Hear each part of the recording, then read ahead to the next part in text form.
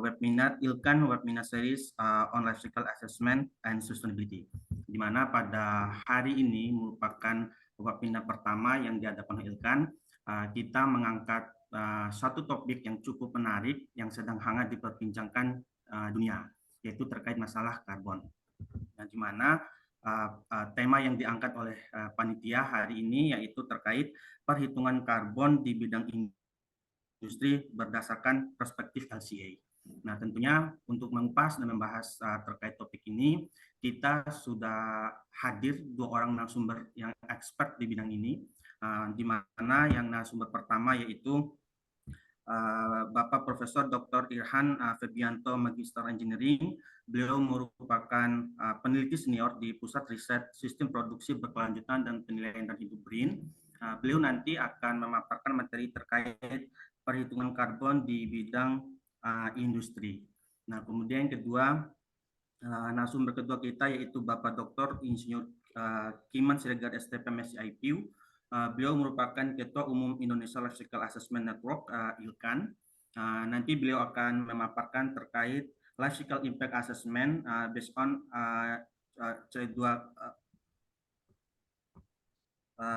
based on LCA method.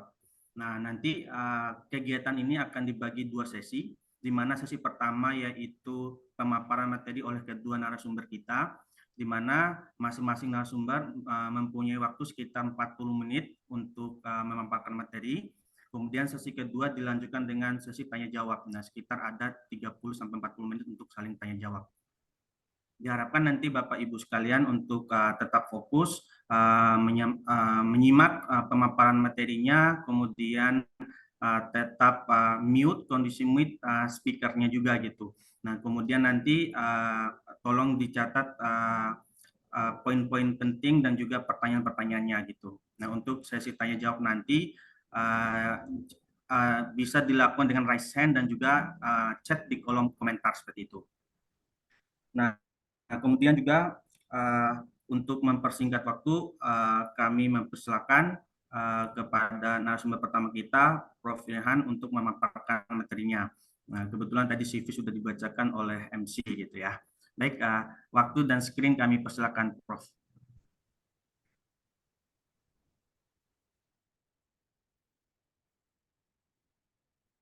Baik, terima kasih. Assalamualaikum warahmatullahi wabarakatuh. Suara saya terdengar jelas? Jelas, Prof. Baik, ya, terima kasih atas waktunya. Saya mengucapkan terima kasih juga kepada rekan-rekan dari ILKAN dan Jakarta Consulting yang sudah mengundang saya. Semoga kita bisa melakukan sharing terkait dengan perhitungan karbon di bidang industri. Nah, ini sangkut pautnya dengan LCA bagaimana, nanti bisa dijelaskan di tanya jawab. Intinya kalau perhitungan karbon itu sudah mempunyai metodologi sendiri dan sudah mempunyai asumsi-asumsi sendiri. Jadi semacam ada resepnya gitu. Kalau kita mau menghitung efisiensi boiler, nah, sudah ada metodologinya ini. Kalau kita mau menghitung emisi karbon di sampah, metodologinya seperti ini ya. Sudah ada ya resep untuk menghitungnya gitu. Kalau LCA kan lebih bebas gitu. Nah, itu kira-kira perbedaan antara perhitungan karbon untuk carbon trading dengan LCA. Jadi LCA lebih luas. Baik, saya lanjutkan. Nah, tema yang saya bawakan adalah perhitungan karbon di bidang industri. Jadi saya akan mengangkat terkait dengan latar belakang, kenapa kita sibuk-sibuk harus mengurangi emisi karbon, kemudian usaha-usaha negara, dan kemudian industri harus berbuat apa untuk emisi karbon ini, dan kemudian tanggung jawab kita sebagai insan di Indonesia ini apa. Nah, itu akan saya bahas seperti itu. 40 menit ya waktunya. Baik, terima kasih. Ini bagian pertama, ini latar belakang. Kenapa kita ribut-ribut mengurus karbon? Nah, mungkin juga sudah tahu, tapi perkenankan saya mengulang lagi. Mungkin kita bisa menyamakan persepsi, atau mungkin kalau ada yang kurang jelas nanti bisa ditanyakan di sesi pertanyaan. Intinya, adanya gas rumah kaca itu menyebabkan terjadinya global warming. Nah, gas rumah kaca itu sifatnya mempunyai karakteristik menangkap panas. Jadi gelombang matahari masuk ke bumi, sebagian diserap, sebagian dipantulkan dan kembali ke tanah lagi, dan sebagian harusnya masuk ke antariksa. Nah, ini karena di sekitarnya ada gas rumah kaca, panas tersebut ditangkap. Nah, panas tersebut ditangkap menyebabkan perubahan suhu di sekitar di atmosfer tersebut. Nah, kira-kira seperti itu ceritanya. Kenapa gas rumah kaca ini harus kita kurangi? Artinya kita harus mengurangi konsentrasi gas rumah kaca di atmosfer. Nah, gas rumah kaca ini kenapa bisa menjadi banyak? Karena adanya istilahnya kalau di itu antropogenik. Nah, jadi kegiatan-kegiatan manusia yang mengakibatkan timbulnya gas rumah kaca sehingga terjadi ketidakseimbangan. Jadi harusnya rumah kaca itu gas rumah kaca katakanlah CO2 itu bisa ditimbulkan dan diserap oleh hutan, tapi karena hutannya berkurang, penyerapan tersebut tidak seimbang sehingga banyak di di atmosfer. Nah, kegiatannya bisa coal mining. Ini banyak selain CO2 juga nitrogen, nah kemudian industrial ini macam-macam. Nah, kalau agriculture ini banyak karena ada pembusukan ini menghasilkan gas metan, nah fertilizer ini N2O, nah ini kemudian banyak kebakaran. Nah, kegiatan-kegiatan inilah yang meningkatkan gas rumah kaca di atmosfer ini. Nah, dampaknya ini antara lain peningkatan permukaan air tanah, permukaan air laut, kemudian ya gangguan kesehatan, kemudian ya yang paling sering kita dengar ini saat ini adalah cuaca ya, cuaca ini sangat berubah gitu. Ya kalau dulu mungkin waktu SD itu 6 bulan musim hujan, 6 bulan musim panas, nah sekarang itu sudah berubah. Nah, salah satu sebabnya kemungkinan besar adalah terjadinya global warming, dan kemudian ada spesies dengan kenaikan suhu seperti beruang kutub, nah, akan susah melakukan adaptasi.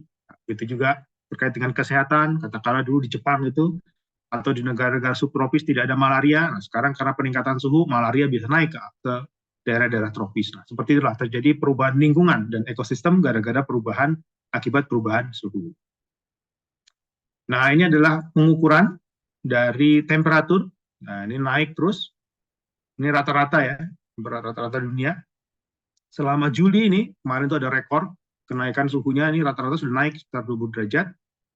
Nah, penyebabnya ini adalah kandungan gas rumah kaca itu tinggi pada Juli 2023 ini. Nah, inilah yang harus kita kita kurangi. Nah, negara-negara ini sepakat untuk mengurangi suhu, jangan sampai naik 1,5 derajat atau 2 derajat di batas suhu pada saat pra industrial. Nah, ini akibat dampak daripada lingkungan ini bisa nanti dibaca di di slide ini nanti, karena saya dengar akan dibagikan nanti.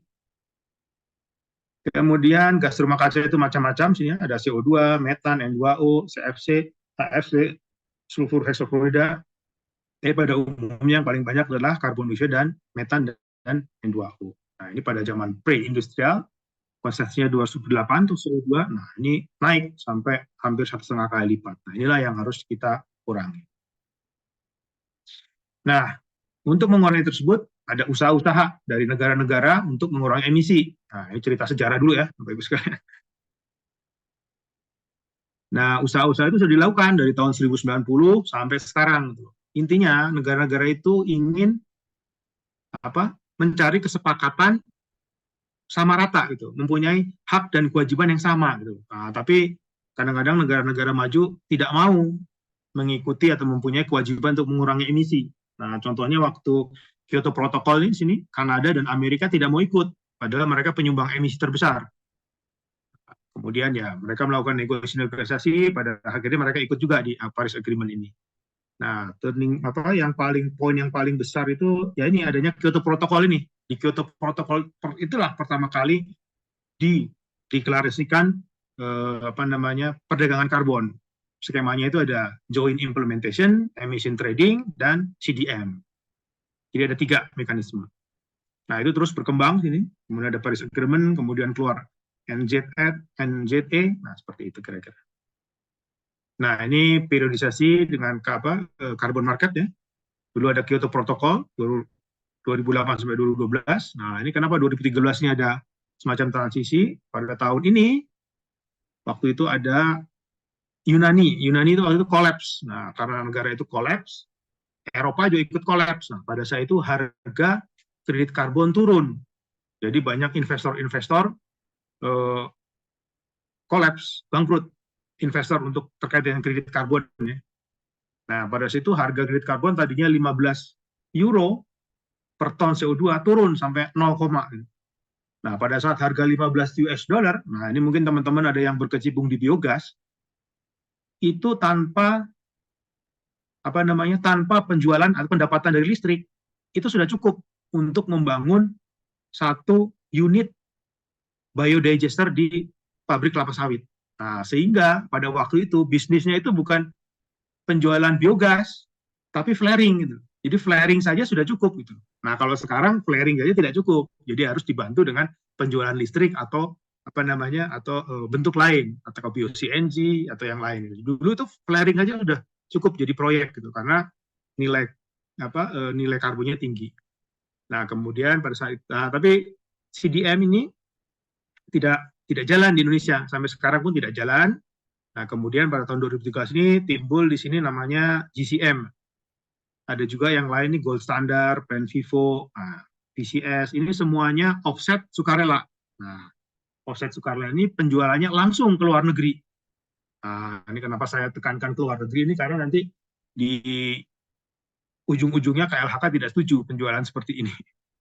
Nah, kemudian tahun 2021 ini ada Paris Agreement, kemudian skemanya ada seperti sini, tapi ada GCM, nah yang lain-lainnya.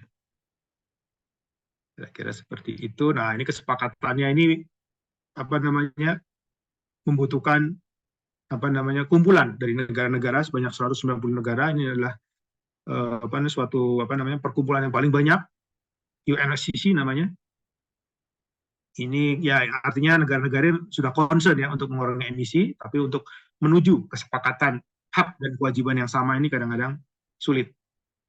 Nah, ini COP21. COP21 ini kita sepakat untuk mengurangi di bawah 2 derajat. Kira-kira itu. Nah, di Indonesia kita declare ke dunia internasional untuk mengurangi emisi. Namanya itu Enhanced Indonesian National, NDC lah, Enhanced NDC. Nah, untuk energi, ini kita mengurangi di sektor energi, mengurangi sekitar 388 ton, metric million ton, dengan tenaga sendiri, dan kemudian dengan bantuan asing 446, dan untuk waste juga IPPU, agriculture. Nah, ini kira-kira target-target di setiap sektor. Jadi di Indonesia dibagi tiap sektor. Karena di kita tidak ada kewajiban, tidak ada mandatory ya. Jadi makanya dibagi tiap sektor seperti ini. Jadi, nah ini kesepakatan untuk mengurangi. Nah, tapi timbul di sini pembiayaan untuk mengurangi emisi ini tidak murah ya. Nah, makanya diambillah suatu mekanisme, antara lain mekanisme perdagangan karbon di sini. Jadi kita mengurangi, pengurangan tersebut bisa dijual gitu loh. Nah, kadang-kadang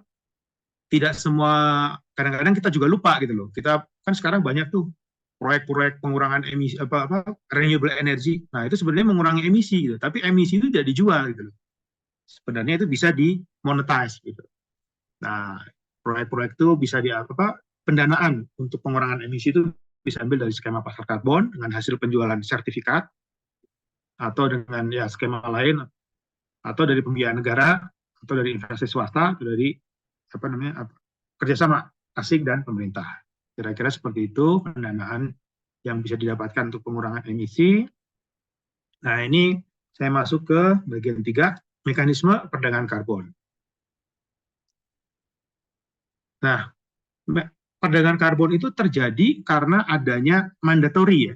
Karena ada salah satu mandatory itu adalah istilah cap and trade. Cap and trade itu artinya cap itu adalah batas atas emisi.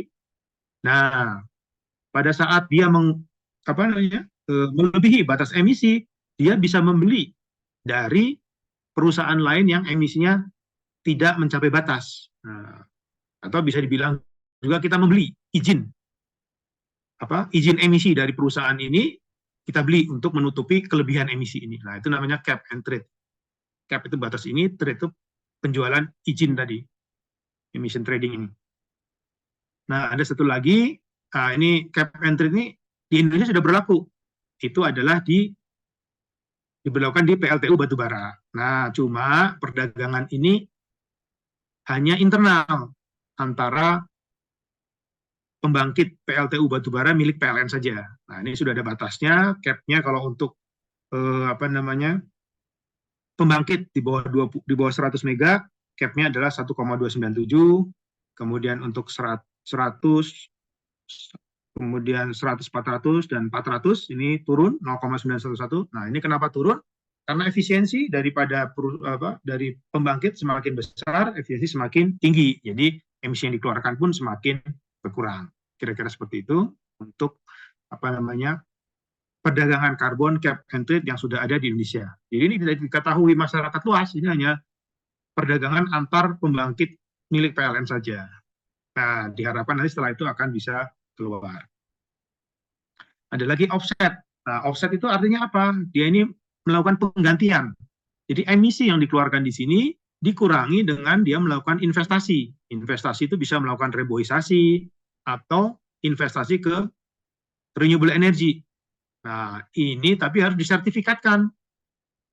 Disertifikatkan, kemudian dimonetize atau dijual ke perusahaan ini. Atau perusahaan ini melakukan sertifikasi ini ditunjukkan ke stakeholder bahwa sudah mengurangi emisi dengan cara melakukan pembangunan renewable energy ataupun reboisasi. Nah, disinilah timbul istilah namanya net zero emission. Net zero emission itu dia dikatakanlah mengeluarkan 100 ton per tahun dengan melakukan investasi reboisasi atau pembangunan renewable energy bisa mengurangi emisi 100 ton per tahun. Nah, ini kalau dijumlahkan plus dan minus 0. Itulah istilah net zero emission. Kira-kira ada dua istilah ya, cap and trade dan offset. Offset inilah yang sekarang banyak dilakukan di Indonesia. Karena di Indonesia belum ada mandatory. Nah, seperti itu. Nah, ini sistem perdagangan karbon macam-macam. Nah, ini bilateral, GCM, kemudian ada Verra, Gold Standard, Plan Vivo. Nah, ini yang domestik ya. Nah, domestik ini sebenarnya sudah di planning ada beberapa skema iShare maupun cap and trade, tapi ini tidak jalan. Akhirnya yang sekarang yang jalan adalah SRN. Nah, kemudian ini CDM ya, CDM ini sedang mati suri, tapi di luar negeri masih sedang jalan. Ini adalah jenis-jenis sistem atau mekanisme perdagangan karbon yang berlaku di dunia dan di Indonesia sampai tahun lalu. Nah, ini adalah list daripada proyek CDM, sudah mengurangi emisi sekitar 34 juta. Nah, tapi emisi ini semuanya dibawa ke luar negeri. Tidak tidak dimiliki oleh Indonesia. Begitu juga VCS nih, Verra, ini juga sama, ada 15 proyek, ini semua pengurangan emisinya dibawa ke luar negeri. Kira-kira begitulah, ini ada listnya, ada banyak nih, ada sekitar 10 sistem trading yang ada di Indonesia sampai tahun lalu ya. Nah, masuk tahun lalu hanya ada 2 sistem itu, sistem perdagangan karbon, Joint Crediting Mechanism dan sistem registrasi nasional. Nah, apa itu Joint Crediting Mechanism dan sistem registrasi nasional? Nah, Joint Crediting Mechanism adalah sebenarnya kerjasama bilateral antara pemerintah Jepang dan pemerintah Indonesia. Jadi pemerintah Jepang itu berusaha mengurangi emisi, tapi tidak di negaranya, tapi di negara lain. Nah, ini ada skema bisnisnya juga. Gitu. Nah, ini sudah diatur juga di Permen KLHK pasal 18. Tapi sebelum Permen ini keluar sudah terjadi kegiatan ini bilateral ini sekitar tahun 2013-an ya kalau salah. Kayaknya benar tahun 2013. Nah, mereka melakukan kerjasama dengan negara-negara untuk mengurangi emisi, sekaligus mereka juga melakukan salah satu tool bisnis mereka. Apa keuntungannya mengikuti ini? Antara lain mereka proyek tersebut mendapat subsidi paling besar ada 50% dari nilai investasi. Jadi mereka tidak perlu membayar, tidak perlu melunasi 50% ini karena ini merupakan hibah dari pemerintah Jepang. Kenapa pemerintah Jepang melakukan hibah? Karena pemerintah Jepang mendapat 50% dari pengurangan emisi. Nah, 50% lagi dipakai di Indonesia untuk kebutuhan memenuhi target NDC. Nah, sampai tahun 2019 ini sudah ada 83 proyek GCM yang diikuti oleh BUMN 3, BUMD 1, pihak swasta 27, dan ya memang pada saat COVID ini GCM ini agak mati suri ya karena tidak ada kegiatan lagi. Tapi sebenarnya kegiatan masih jalan, tapi validasi dan verifikasinya yang agak tersendat.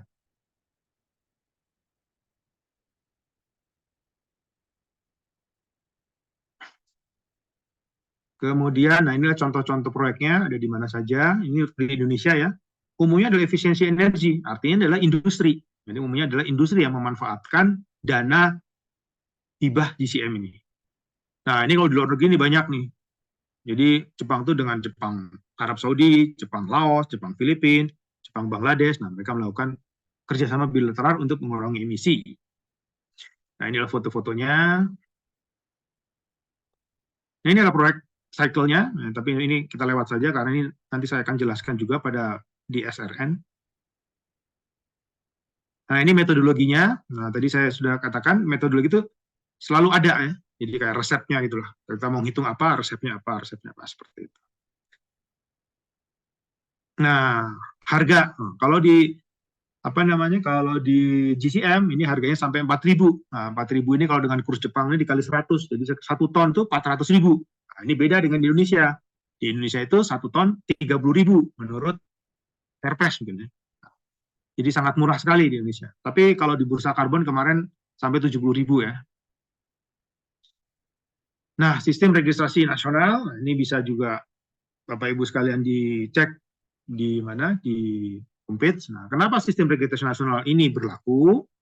Karena pihak pemerintah Indonesia menginginkan perdagangan karbon itu tidak dibawa keluar, tapi dibawa hanya berlaku di Indonesia untuk memenuhi target NDC tadi. Nah, kalau mau dibawa keluar itu pun hanya sekitar ya 20% bisa, tapi tetap harus mendeliver ke target NDC sekitar 10-20%. Nah, kemudian kalau kita perdagangan dalam negeri sekitar 5-10% harus di-store ke negara untuk memenuhi target NDC. Nah, sekarang kenapa perdagangan luar negeri tidak bisa? Karena semua ini harus terdaftar dulu di registrasi nasional, sistem SRN ini. Nah, problemnya metodologi di SRN ini belum diakui oleh pihak luar. Gitu. Intinya, apakah betul metodologi ini mengurangi emisi sebesar itu? Nah, hal-hal seperti itu dibutuhkan MRA, Mutual Recognition Agreement. Jadi saling mengakui antara metodologi yang di Indonesia dan di luar negeri. Nah, hal itu masih sedang dilakukan. Jadi sebelum itu ada, perdagangan ke luar negeri masih belum bisa. Kira-kira seperti itu. Nah, ini adalah metodologi perhitungan yang ada di SRN. Nah, SRN ini punya metodologi masih sangat sedikit, baru sekitar 40. Maka diambil kebijakan kalau kita menghitung dengan SRN metodologi tidak ada, kita bisa mengambil metodologi dari metodologi CDM. Nah, CDM ini banyak metodologinya, sudah sekitar 200 lebih. Dan ini memang saya akui solid sekali ini, karena tiap 3 bulan atau 6 bulan itu ada meeting untuk memperbaiki metodologi jika ada kekurangan. Jadi metodologinya itu selalu diperbaiki, periodik, jika ada kelemahan diperbaiki. Nah, ini ada batasan large scale dan small scale. Small scale itu untuk 60.000 ton CO2 per tahun. Nah, di atas itu kita pakai large scale. Selain itu juga ada pembagian untuk kehutanan. Nah, ini beda lagi. Kira-kira itu, saking banyaknya masih bisa dibagi-bagi. Jadi perhitungan SRN tadi kalau tidak ada metodologinya di SRN, bisa mengambil di UNFCCC atau CDM. Nah, ini timbul bursa karbon tanggal 18 September ini. Nah, di bursa karbon inilah ini sebagai pasar sekunder. Ini juga sudah ada aturannya. Nah, kenapa bursa karbon ini tidak aktif? Nah, memang karena sertifikat karbon ini tidak seperti kita beli saham ya, naik turun kita beli. Nah, tidak, karena bursa karbon ini hanya untuk membeli untuk memenuhi target selama periodik tertentu. Kalau saya ingin mengurangi emisi tadi, saya membeli sertifikat itu hanya kebutuhan untuk 1 tahun. Nah, jadi ada periodiknya gitu. Jadi tidak seperti saham biasa ya, rendah kita beli, tinggi kita jual. Nah, tidak seperti itu. Nah, ini adalah mekanismenya menurut Perpres. Nah, di sini ada nilai ekonomi karbon itu sebenarnya dari carbon trading, performance based payment, tapi ini biasanya untuk pemerintah ya, tax, order mechanism. Nah, yang baru berjalan nih carbon trading. Nah, untuk tax ini kita tidak ini ditunda, ditunda sampai 2025. Ya itu. Nah, untuk sertifikat karbon ya, itu sebenarnya hanya seperti ini, selembar kertas saja gitu loh. Jadi kalau kita mau berdagang CO2 50.000 ton, 5 juta ton, nah sebenarnya itu tertulis di satu lembar kertas ini saja. Jadi yang diperdagangkan itu sebenarnya sertifikat satu lembar saja gitu loh. Nah, bendanya kan apa namanya tidak nampak kan CO2. Kira-kira seperti itu. Makanya perlu disertifikatkan sebelum dijual. Tapi untuk mengetahui bahwa ini 1 ton karbon dioksida, bagaimana perhitungannya dengan metodologi tadi. Nah, ini bagaimana prosedur mendapatkan sertifikat pengurangan emisi. Nah, kalau di Indonesia, maksudnya sertifikat pengurangan emisi gas rumah kaca, singkatannya SPE-GRK. Kalau dulu CER, Certified Emission Reduction. Nah, ini ada langkah-langkahnya, ini sesuai dengan permen. Sebenarnya ini apa namanya? Lazim dilakukan ya di perdagangan karbon, skema di dunia juga seperti ini. Pertama kita membuat dokumen rancangan aksi mitigasi. Kalau dulu itu namanya PDD, Project Design Document. Nah, kemudian ini divalidasi oleh pihak ketiga. Nah, kalau untuk XR ini baru 4 yang terdaftar ya. 4 badan validasi dan validator. LVV, lembaga validasi dan validator. Jadi tidak ada yang dari luar negeri lagi. Dulu dengan luar negeri gitu. Kemudian laporan ini divalidasi, DRM ini divalidasi. Nah, kalau ada perbaikan dia berulang, kalau tidak baru dilakukan proyek tadi berjalan, dilakukan pemantauan setahun ke 2 tahun, kemudian monitoring tadi diverifikasi hasilnya, apakah sesuai tidak dengan yang dijanjikan yang ditulis di DRM ini. Kemudian laporan verifikasi ini masuk ke KLHK, kemudian jika disetujui maka masuk ke sertifikat, keluarlah sertifikat tadi. Kemudian sertifikat tadi bisa dijual. Nah, kira-kira untuk pembagian pasar primer seperti ini, pasar sekunder itu bursa karbon ya. Nah, kalau pasar primer itu langsung ke yang terkait. Ini project developer, kemudian dia mengeluarkan SPE, membuat registrasi, dan bisa dijual ke pihak kedua langsung. Atau tadi yang PLTU, penetapan BAE. Nah, ini di sini nanti dia bisa disertifikatkan juga ke sini. Nah, nanti sertifikatnya bisa dijual. Kira-kira seperti itu bayangan stakeholder untuk ini perdagangan. Nah, ini juga aturan dalam perdagangan ya. Nah, ada offset perdagangan. Tadi sudah offset ya, cap and trade tadi, dan ini offset. Jadi bisa dibaca lebih lanjut. Nah, ini perdagangan emisi. Ini sudah ada aturannya semua ya. Jadi kita sudah bersiap-siap, ini perdagangan emisi, cap and trade tadi, dan offset emisi. Nah, ujung-ujungnya ini nanti bisa dijual ke keluar juga nih SPE. Kira-kira seperti itu. Nah, ini mungkin pengulangan juga tadi.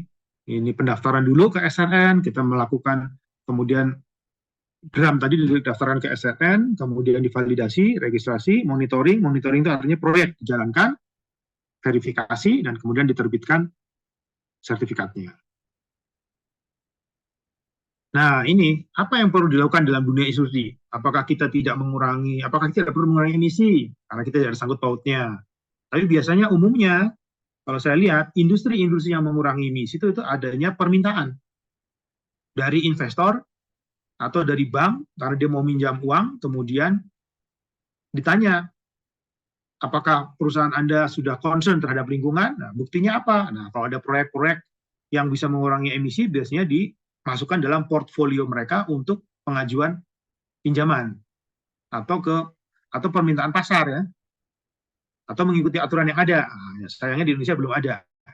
Atau ada juga yang ingin berpartisipasi tapi tidak tahu caranya. Poinnya adalah eksistensi. Jadi perusahaan itu kalau mau eksis, nah perlu melakukan kegiatan pengurangan emisi ini.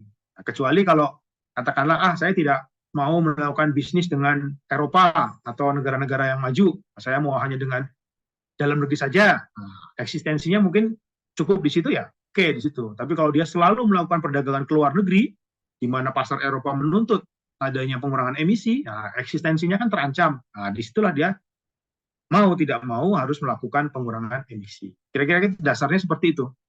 Biasanya paksaan dari luar. Baik, nah, salah satu paksaan dari luar itu adalah Carbon Border Adjustment Mechanism. Nah, ini mau tidak mau kita harus mengurangi emisi dari produk kita. Gitu. Karena apa? Produk kita itu disusun dari, katakanlah skup 1. Skup 1 itu pabrik kita mengeluarkan emisi. Kemudian pabrik kita disuplai oleh listrik. Listrik ini mengeluarkan emisi. Kemudian kita membeli bahan baku. Nah, ini skup 3 mengeluarkan emisi. Emisi-emisi ini dihitung. Ini adalah tuntutan pasar Eropa gitu. Jadi kalau kita mau memproduksi barang, katakanlah 1 ton semen, berapa emisi yang dikeluarkan dari skup 1, skup 2, dan skup 3 ini. Nah, itu kira-kira itulah tuntutan dari pihak Eropa. Nah, jika sesuai dengan pihak Eropa, maka dia oke, masuk pasar. Tapi jika tidak, selisih daripada emisi tadi harus dibayar dengan harga karbon pada saat itu di Eropa. Katakanlah tadi untuk memproduksi 1 ton semen, di Indonesia dibutuhkan 100 kg CO2 karena bahan bakunya memakai batu bara atau transportasinya atau tidak efisien. Nah, kalau di Eropa karena memakai renewable energy untuk 1 kilo semen membutuhkan 50 kg CO2. Nah, selisih 50 kg tadi dikalikan dengan harga karbon di Eropa. Nah, kira-kira seperti itu. Jadi itulah yang membuat harga itu akan mahal. Jadi sehingga mereka akan kalah bersaing. Gitu. Seperti itulah. Itu namanya tantangan pasar. Nah, itu yang harus dihadapi oleh industri. Makanya industri harus berpikir bagaimana cara mengurangi emisi. Nah, emisi yang dikurangi yang mana? Di sini harus efisien. Kemudian listriknya juga harus memakai renewable energy. Kemudian harus melakukan kerjasama dengan perusahaan-perusahaan yang mempunyai emisi yang mengeluarkan emisi yang lebih rendah. Kira-kira seperti itu. Nah, ini sih kita lewat saja. Ini antisipasi dari perusahaan-perusahaan seperti itu. Ini nanti bisa dibaca. Intinya CBAM ini sudah mulai tahun 2023. Nah, nanti akan dikenakan penalti semenjak tahun 2026. Nah, ini merupakan paksaan. Jadi kita harus mengantisipasi itu. Nah, saat ini baru 6 komoditas ini. Nah, belum ke komoditas lain. Nah, itu kira-kira seperti itu. Nah, ini ada cara perhitungannya seperti ini. Saja. Nah, ada juga carbon footprint. Kalau carbon footprint ini bukan aturan suatu negara, tapi ini adalah sebuah persepsi daripada masyarakat. Jadi, untuk memproduksi susu ini, mereka tulis di sini 0,37 kg CO2 untuk 1 kg susu. Nah, nanti ada lagi produk yang lebih rendah lagi. Nah, kita konsumen nanti bisa milih mana yang lebih ramah lingkungan. Apakah yang 0,7 ini atau kita cari lagi yang lebih rendah. Nah, itu adalah pilihan pasar. Seperti itu. Jadi kecenderungan inilah yang menyebabkan industri harus concern terhadap pasar untuk menghadapi pasar gitu. Jadi kalau persepsi pasar berubah, nah, kalau tidak melakukan persiapan sekarang pasti terlambat. Nah, ini juga sama ya. Nah, ini saya ambil contoh carbon footprint untuk kopi ya. Nah, ini kita lihat ini supply chain-nya ini dari penanaman, kemudian milling, sampai ke brewing. Nah, ini kenapa pada penanaman tinggi? Karena di sini ada harvesting, ada pemupukan, keluarlah nitrogen. Ini ya, nitrogen N2O itu menyebabkan emisi, merupakan emisi gas rumah kaca nitrogennya itu. Nah, kalau di sini kenapa tinggi? Ini memakai listrik. Nah, kalau di sini renewable energy mungkin lebih kurang lagi ini. Nah, kumpulan dari emisi inilah nanti dicantumkan di sini. Untuk 1 kg kopi, berapa kilogram CO2 yang dihasilkan. Artinya semakin ramah emisi yang dikeluarkan di sini makin kecil. Artinya kilogram CO2 per kilogram CO2-nya, kilogram di sini adalah lebih rendah. Kira-kira seperti itu. Nah, ini juga carbon footprint, saya lewat saja. Ada juga terkait dengan annual report. Nah, annual report itu dulu annual report saja, sekarang digabungkan dengan sustainability report. Nah, sustainability report itu harus dihitung tadi yang saya katakan ini, skup 1, skup 2, nah skup 3 ini kalau di Indonesia ini agak susah. Makanya perusahaan ini hanya melakukan pelaporan skup 1, skup 2. Nah, ini kita lihat trennya. Nah, ternyata trennya ini naik ya. Mungkin ada penambahan investasi baru, tapi istilahnya mereka sudah concern terhadap ini gitu loh. Minimal kita mungkin tidak mempunyai daya untuk mengurangi ya, tapi kita sudah melakukan rekor. Sebelum kita melakukan aksi mitigasi, kita harus melakukan recording. Nah, recording ini yang perlu. Kira-kira seperti itu. Nah, ini tadi pertanyaan-pertanyaan ini mungkin sudah mulai bisa dijawab ya. Tadi ada permintaan investor, pasar, atau mengikuti peraturan. Nah, ini untuk mengurangi emisi ini bagaimana? Apakah tidak menambah harga jual atau investasi? Nah, ini kita melakukan pemikiran. Ton produknya itu berapa jumlahnya kalau kita melakukan investasi. Nah, tapi hal tersebut bisa dikurangi kalau kita menjual apa yang dikurangi tadi dengan ton CO2 per ton produk tadi. Nah, ini bisa dijual juga yang ton CO2-nya ini. Nah, inilah yang saya ingin eager gitu, bahwa kita harus aware terhadap lingkungan kita bahwa pengurangan emisi itu bisa dijual. Nah, bagaimana caranya? Nah, kita melakukan identifikasi peralatan listrik. Nah, ini ampas ya, ini dari sebuah perusahaan ya. Kemudian pengelolaan solar panel. Nah, ini kira-kira pengurangan emisinya berapa? Ini kita bisa hitung. Hitung itu bisa dengan menggunakan LCA untuk awalnya atau dengan metodologi yang saya jelaskan tadi. Itu nanti dikalikan dengan harga ton CO2. Nah, itu bisa dimonetize gitu. Nah, contohnya sebelum kita menurunkan emisi ini perlu pengurangan emisi. Nah, pengurangan emisi itu disebutnya adalah kita harus menentukan baseline. Nah, istilah ini tidak ada di LCA. Jadi sebenarnya perhitungan pengurangan emisi itu adalah selisih baseline dan pada saat investasi berapa pengurangan emisinya. Nah, pengurangan emisinya itulah yang disebut emission reduction. Kalau ini baseline, ini project emission. Kira-kira seperti itu filosofinya. Dan bukan baseline. Baseline itu ada macam-macam. Ini ada jenisnya ya. Nanti bisa dijelaskan kalau ada pertanyaan. Nah, contoh untuk penerangan lab ini kita bisa menggunakan metodologi yang ada di John Academic Mechanism. Ini cuma untuk melakukan suatu metodologi ini sudah ada kriteria-kriterianya. Jadi kita harus memenuhi kriteria-kriteria ini sebelum menggunakan metodologi ini. Seperti ini. Nah, perhitungannya seperti ini. Jadi sudah ada ya. Jadi tinggal adopsi saja. Nah, seperti ini di Karawang Internasional sudah bisa mengurangi emisi kita 900 ton. Nah, ini bisa dimonetize ya. Selain mereka mendapatkan saving dari pemakaian listrik, hemat energi, mereka bisa mendapatkan mendapatkan additional revenue dari penjualan pengurangan emisi. Kira-kira seperti itu message-nya. Atau pemasangan solar PV ya, juga seperti ini sama. Ini juga ada kriteria-kriterianya, harus kita cermati apakah sesuai dengan perhitungan metodologi ini. Nah, ini perhitungannya, jadi ini semua sudah ada ya, contoh-contohnya. Nah, ini contoh proyeknya juga ada di ION, nih. Mereka melaksanakan pengurangan emisi dan penjualan emisi juga sudah ada. Ini mereka bisa menjual emisi sekitar 300.000 ton, 300 ton CO2 per tahun. Nah, ini salah satu contoh ya. Salah satu contoh, kadang-kadang kita tidak tahu bahwa perusahaan kegiatan kita itu mengurangi emisi. Nah, contohnya yang paling potensi adalah PLTSA. Nah, ini bisa mengurangi potensi karbon. Potensi karbon dari mana?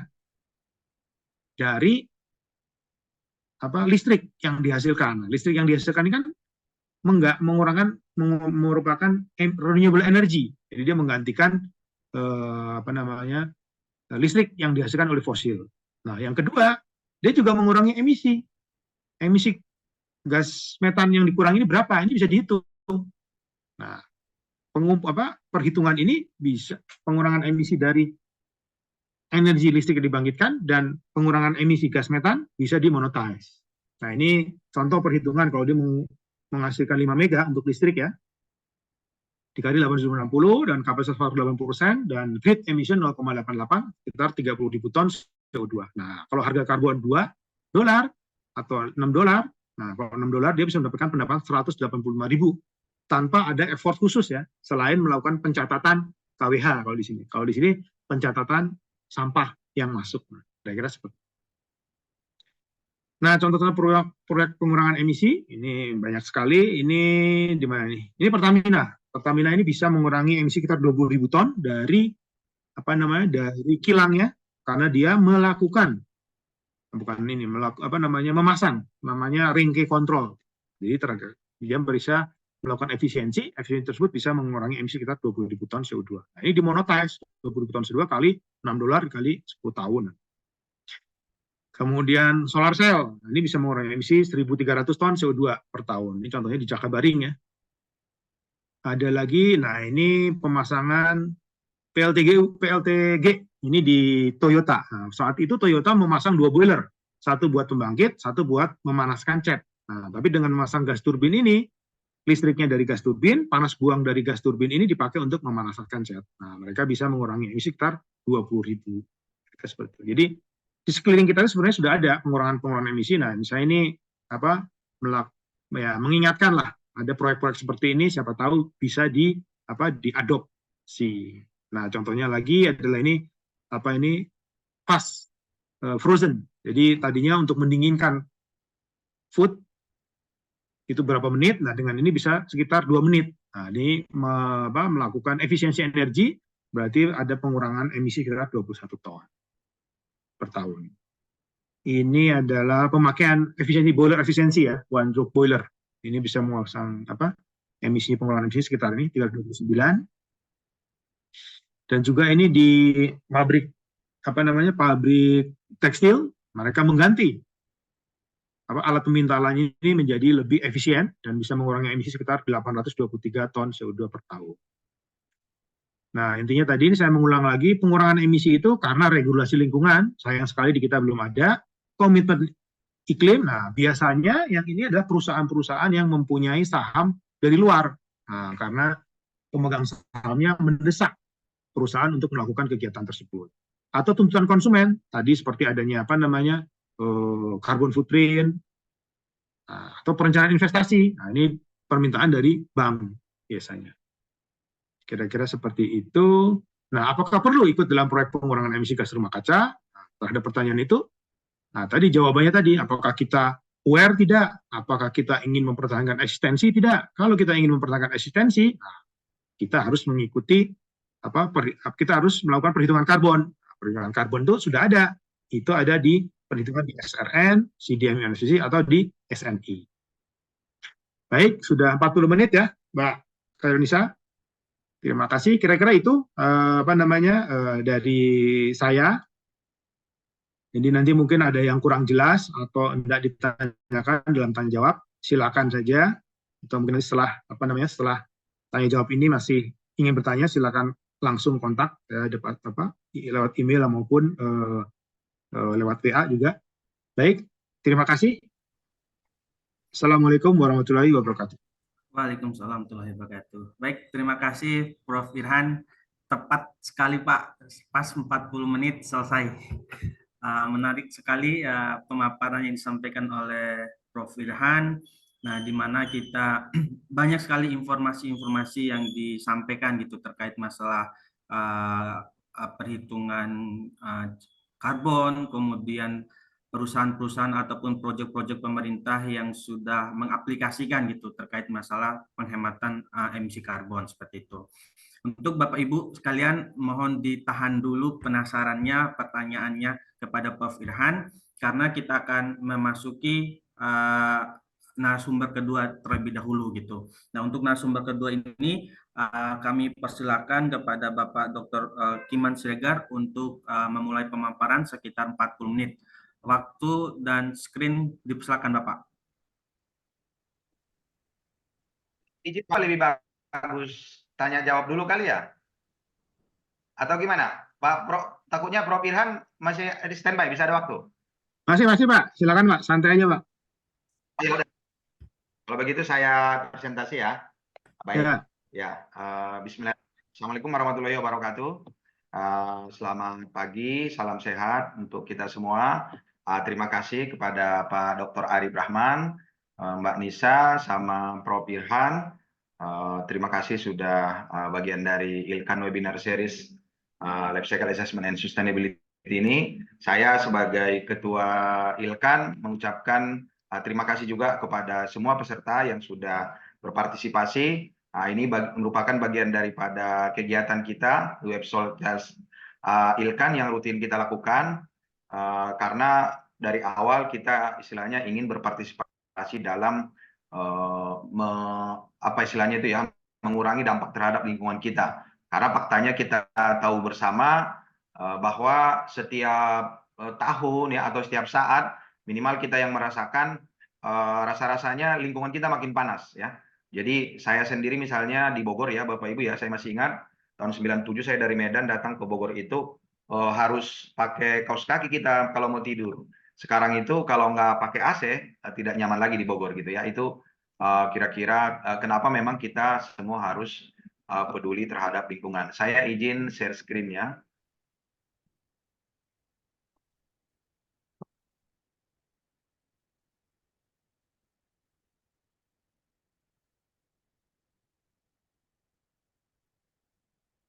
Apa sudah kelihatan, Mbak Nisa?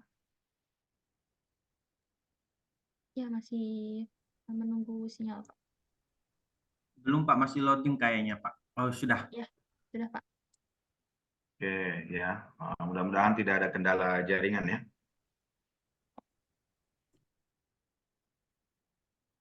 Ya baik, tapi mungkin di awal ya, ini prinsipnya kan saya kira tidak jauh tadi materinya dengan yang disampaikan oleh Pak Prof. Irhan, tapi kita mungkin lihat dari sisi LCA-nya gitu ya, atau istilahnya dari bagaimana kita menghasilkan angka-angka tadi gitu ya, karena memang prinsipnya kan kita harus berhitung ya berapa karbon atau CO2 ekivalen yang kita rilis kepada atau terhadap lingkungan dari proses produksi produk di sepanjang sistem produk kita gitu ya. Itu yang harus kita hitung ya. Itu yang harus kita kuantitatifkan agar seperti yang tadi bisa diketahui angkanya, diketahui berapa istilahnya kemampuan kita untuk mengurangi karbon ya. Kalaupun nanti misalnya mau kita lanjutkan ke perdagangan karbon, jadi kita tahu berapa yang istilahnya yang kita perdagangkan kan gitu ya. Udah kelihatan ya Pak Arif ya? Sudah Sudah Pak, ya? sudah Pak. Oke, baik ya. Nah, ini Bapak Ibu ya. Saya melihat ya, dan kemarin juga waktu di debat Pilpres sebenarnya cukup ramai tentang industri karbon ini gitu ya. Salah satunya kemarin itu berkembang tentang apa istilahnya itu carbon storage gitu ya. Tapi prinsipnya itu kan industri karbon.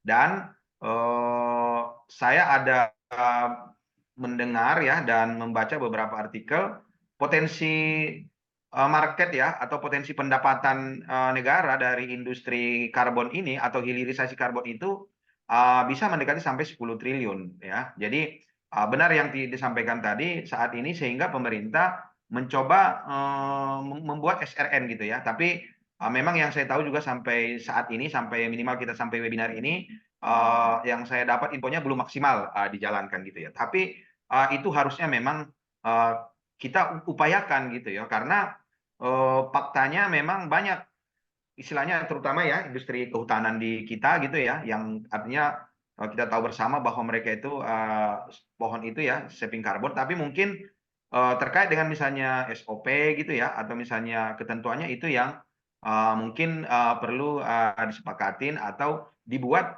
biar comply dengan global market gitu ya atau comply dengan pasar karbon internasional ya. Dan saya kira memang di luar konteks memang istilahnya kita mau menjual karbonnya, tapi saya kira pemerintah juga sangat konsen gitu ya, atau ikut terlibat di dalam mengurangi peningkatan suhu dunia gitu ya. Ini mungkin seperti yang tadi saya kira kita juga ikut protokol Kyoto gitu ya, dan pemerintah juga ikut istilahnya menyetujui tentang Paris Agreement gitu ya.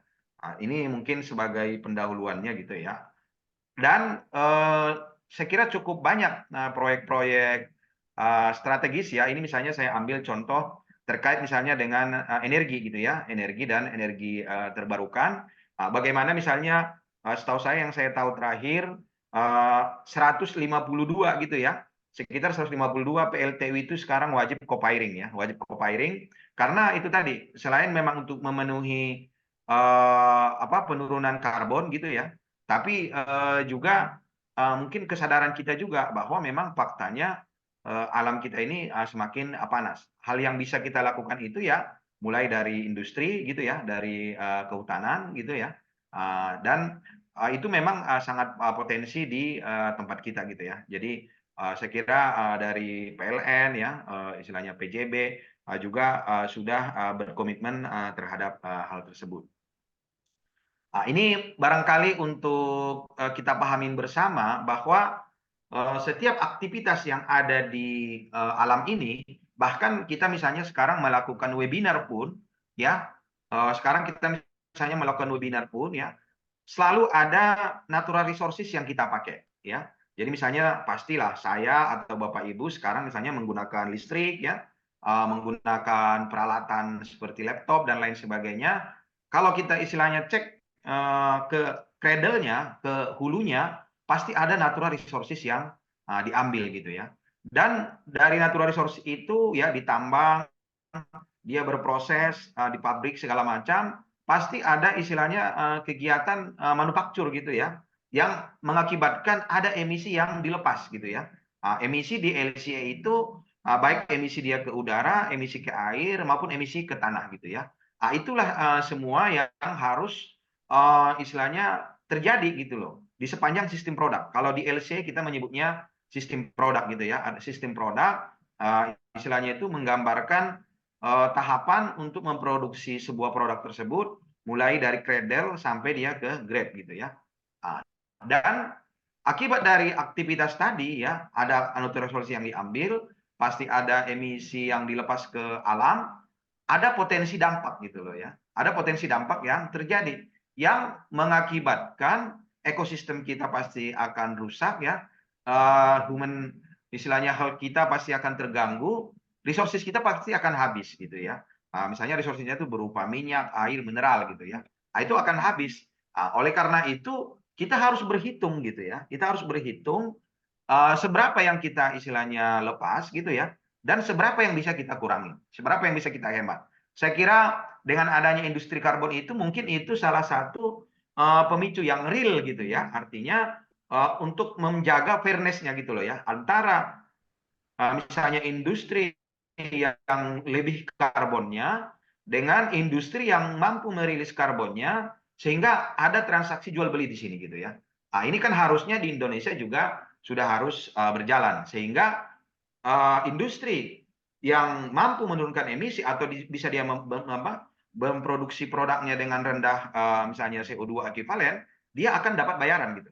Tapi industri karena memang ada faktanya misalnya industri itu memang dia udah given seperti itu ya. Dia tidak bisa lagi mengurangi dampaknya. Anggaplah misalnya kita mau menggunakan teknologi freeze drying ya.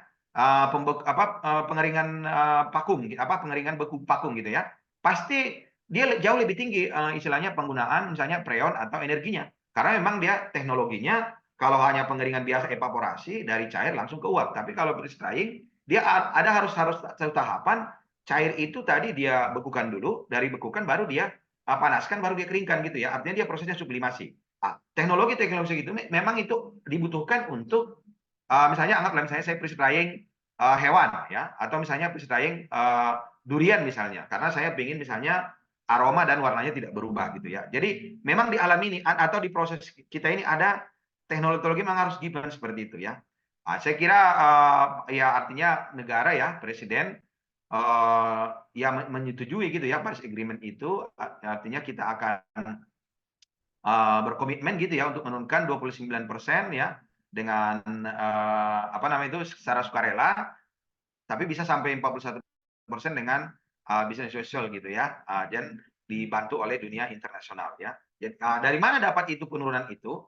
Istilahnya harusnya kan bisa kita dapat dari berbagai sektor gitu ya. Salah satunya misalnya kehutanan, industri, bisa juga industri macam-macam ya. Bisa dari industri energi gitu ya, bisa dari industri pertanian dan lain sebagainya ya. Jadi mungkin ini saya kira tadi Pak Prof Irhan juga sudah menyampaikan ya. Prinsipnya kan seperti yang kita uraikan tadi, bahwa di pasar karbon itu atau di perdagangan karbon itu pasti ada penjual gitu ya, pasti ada pembeli kan gitu ya.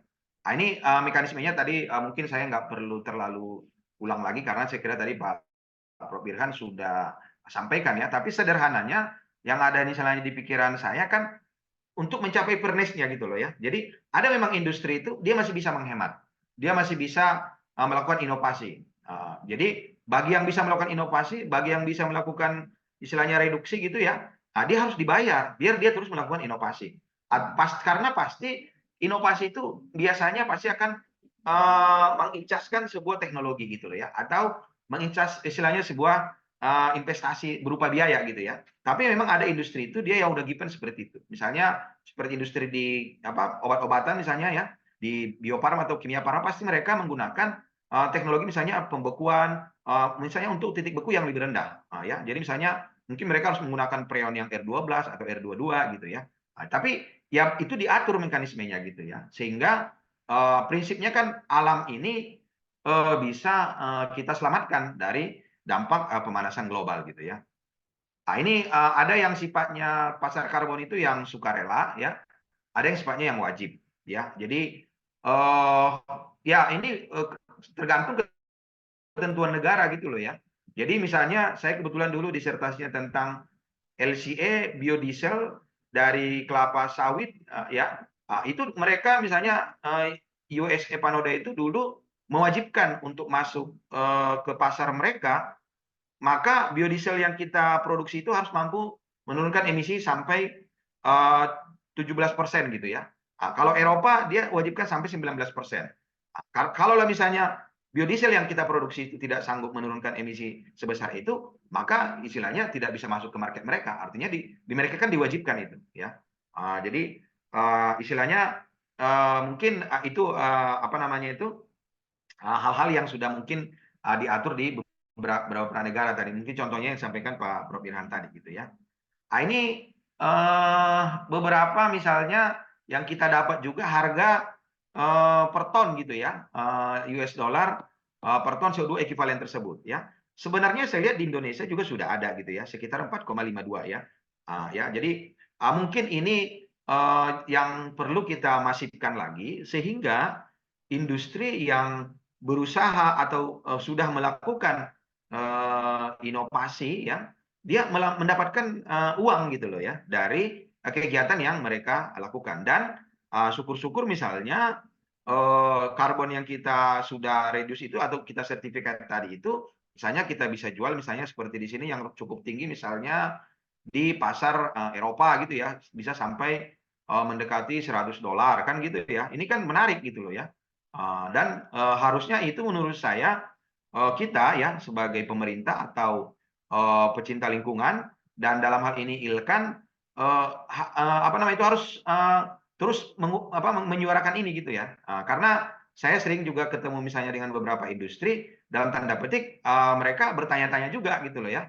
Dan mungkin juga yang menjadi istilahnya apa namanya itu ya semacam kesulitan adalah untuk mensertifikasinya sehingga perlu juga kita istilahnya sharing gitu ya, membangun capacity building kepada para industri atau apa namanya itu misalnya kehutanan yang ingin melakukan reduce di sepanjang sistem produknya ya. Memang buyer juga gitu ya, kan pada akhirnya civil society juga kan ingin berpartisipasi di dalam penurunan misalnya emisi karbon ini ya atau misalnya CO2 ekuivalen ini. Bagaimana mereka bisa berpartisipasi ya? Kami di ILKAN sering menyampaikan ya. Kebetulan mungkin Bapak Ibu juga di dalam peserta webinar ini mungkin yang pernah ke luar negeri, kita sering itu misalnya ketemu beberapa produk di luar, dia sudah ada istilahnya CO2 ekuivalennya dari produk itu ya. Artinya kalau misalnya contoh seperti ini ada misalnya 2 buah kertas ya, kertas A dengan kertas B, kertas A misalnya memiliki CO2 ekuivalennya 0,5 kg CO2 ekuivalen, kertas B 0,8 kg CO2 ekuivalen, pastilah ya, pastilah kita akan membeli atau memilih yang 0,5 gitu loh. Karena yang lebih rendah CO2 ekuivalennya. Tapi kan bisa saja memang harganya nanti bisa lebih mahal dijual di anggaplah misalnya di supermarket gitu ya atau misalnya di pasar global gitu ya. Tapi civil society karena dia misalnya ingin peduli gitu ya, atau misalnya ingin berpartisipasi, dia berani untuk membeli walaupun mungkin harganya sedikit lebih mahal gitu ya.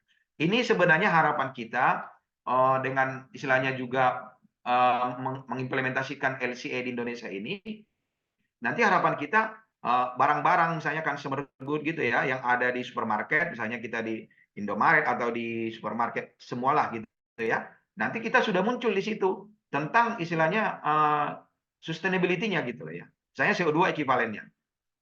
Jadi kan artinya civil society itu kan bergerak, tidak sekedar misalnya di pasar karbon. Ini sebenarnya kan perlu mungkin duduk bersama gitu ya untuk mengatur regulasinya. Pasti memang harus menggunakan standar-standar yang sudah ada gitu ya. Termasuk kalau di LCA misalnya kita sudah based on PCR gitu ya, produk kategori rules gitu ya. Dan artinya cara berhitungnya atau boundary-nya sudah sama antara misalnya produk kertas yang A, yang B, yang C gitu loh ya. Jadi itu saya kira juga menjadi kenapa penting gitu ya. Dan kami misalnya ya di ILKAN, apa yang kita tools pakai selama ini, apa tools yang kita pakai selama ini, yaitu LCA ya, di mana LCA ini merupakan kompilasi dan evaluasi masukan, keluaran dan dampak lingkungan potensial dari sistem produk di sepanjang daur hidupnya. Artinya dia dari cradle to grave ya. Dalam materi saya ini saya mencoba life cycle impact assessment yang khusus CO2 ekivalen gitu. Karena sebenarnya di LCA ini banyak impact kategori yang bisa kita hitung ya. Tapi dalam hal ini yang mau kita fokuskan adalah karbon. Ya.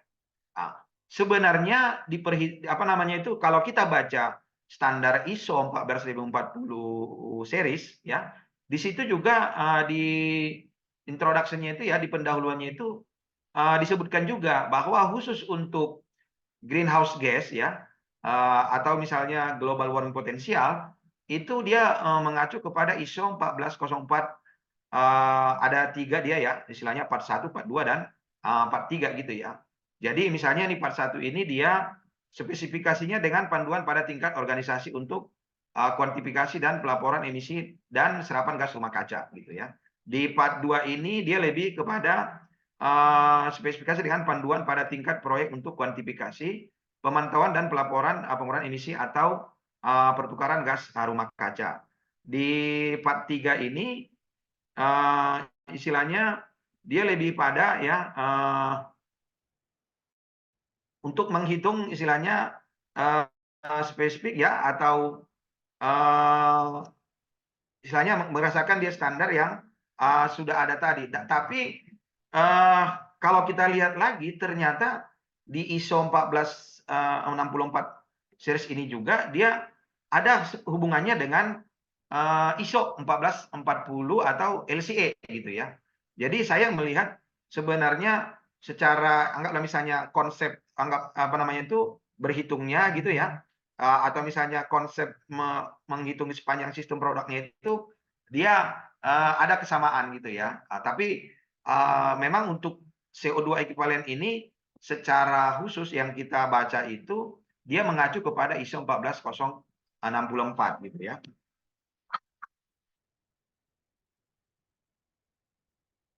Jadi ini hubungan antara ISO 14026 14064 tadi dengan LCA.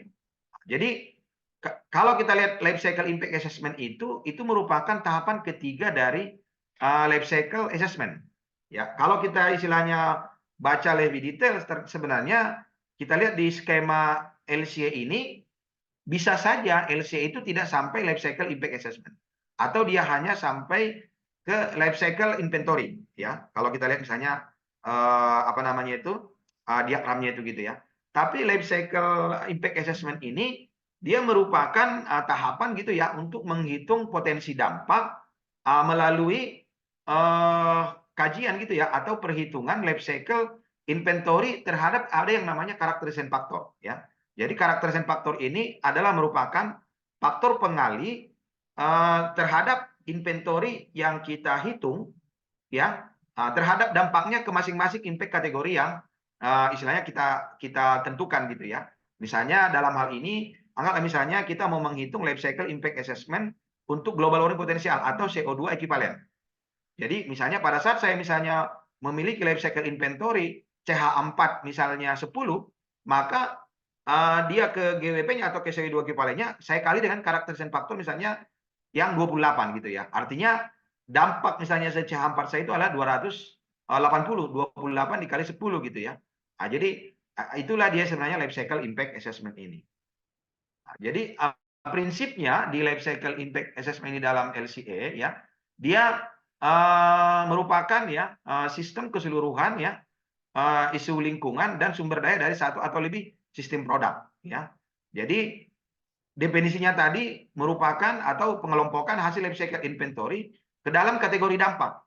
Mungkin pada kesempatan ini kita fokuskan ke life cycle ke CO2 ekuivalen ya. Jadi itu yang kita istilahnya harus lakukan atau proses yang kita lakukan di tahapan life cycle impact assessment ini. Dan di lingkup, di scope di LCA itu ya salah satunya itu misalnya di ISO 14044 itu adalah terkait dengan life cycle impact assessment ya. Ini di ISO 14044 ada 14 scope ya yang harus kita putuskan pada saat kita mau menghitung misalnya life cycle assessment di sistem produk kita. Dan nomor 6 itu yang salah satunya adalah tentang life cycle impact assessment atau dampak yang mau kita hitung gitu ya. Nah, ini saya kira tahapan ya yang harus kita lakukan di dalam life cycle impact assessment tersebut. Artinya yang jelas dia karena tahapan ketiga berarti tahapan 1 dan tahapan 2-nya harus kita tuntaskan dulu, dan itu kita cari hubungan antara misalnya life cycle inventory dengan characterization factor untuk kita mendapatkan life cycle impact assessment-nya gitu ya. Nah, ini mungkin karena waktunya juga tidak panjang gitu ya. Sekilas-sekilas saya sampaikan, tapi sebenarnya kalau untuk detail ya Bapak Ibu, kita di ILKAN biasanya rutin melakukan training terkait dengan life cycle assessment ini. Jadi ini tahapan kita untuk menghasilkan angka kuantitatif tadi ya, dalam hal ini misalnya CO2 equivalent di dalam life cycle impact assessment. Ada namanya kategori dampak ya, dalam hal ini misalnya kita sebutkan bahwa kategori dampaknya adalah global warming potential atau greenhouse gas ya, CO2 equivalent. Baru nanti kita klasifikasikan, kita karakterisasi, baru kalau yang bisa kita normalisasi, lakukan normalisasi, kita kelompokkan, baru kita lakukan pembobotan. Ini di dalam ISO ya 14040 itu sudah disampaikan tahapan-tahapannya di dalam life cycle impact assessment tersebut. Ada yang sifatnya wajib, ada yang sifatnya pilihan ya. Seperti misalnya untuk melakukan pemilihan kategori dampak ya, klasifikasi, karakterisasi itu menjadi wajib di dalam tahapan life cycle impact assessment gitu ya. Tapi misalnya untuk normalisasi, pengelompokan dan pembobotan itu merupakan pilihan ya. Ini dalam kita misalnya mengeluarkan angka life cycle impact assessment itu, kita istilahnya yang pertama kita tentukan dulu metode yang mau kita pilih. Ada beberapa pilihan, misalnya ada CMR, RCP ya, terasi dan lain-lain. Ini biasanya kita untuk memilihnya ini lebih kepada impact kategori apa, atau misalnya anggaplah misalnya saya mau misalnya CO2 equivalent ya, misalnya di sini ya. Artinya saya bisa menggunakan CML kan gitu ya, eco indikator dan seterusnya ya.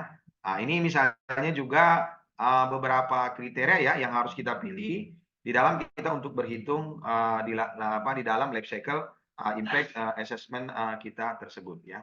Baru selanjutnya biasanya kita seperti yang tadi kita menentukan indikator kategori yang mau kita hitung ya. Jadi pasti yang mau kita hitung itu memang yang biasanya yang midpoint gitu ya. Jadi kalau yang di endpoint itu kan istilahnya itu kan dampak final dan pasti itu gabungan dari beberapa ya impact kategori gitu ya. Nah, ini misalnya ya. Jadi di dalam life cycle impact assessment itu ini misalnya midpoint kalau di LCA yang bisa kita hitung. Tapi dalam hal ini yang kita mau hitung kan hanya climate change-nya gitu ya. Tapi climate change itu sendiri nanti kan datang dari beberapa life cycle inventory. Misalnya ada dia berkaitan dengan SO2 ya, misalnya ada N2O, CO2 ya, ada CH4 ya. Jadi nanti pada saat kita misalnya sudah menemukan masukan keluaran di masing-masing unit proses sepanjang sistem produk kita, barulah kita cari karakterisasi faktornya gitu loh ya. Nah, itu nanti yang menjadi angka kuantitatif ya, atau misalnya CO2 equivalent yang kita istilahnya rilis, kita lepas untuk memproduksi produk anggap misalnya kita memproduksi KWH listrik gitu ya. Dan midpoint ini nanti ada hubungannya dengan endpoint ya. Berhubungan di endpoint-nya itu tentang misalnya human health, ekosistem sama resources ya. Di proper ya, ini khusus di proper ya, mungkin Bapak Ibu di sini juga ada yang berasal dari perusahaan proper ya, atau industri. Kalau misalnya di proper itu sebenarnya di Indonesia sudah cukup bagus gitu loh ya.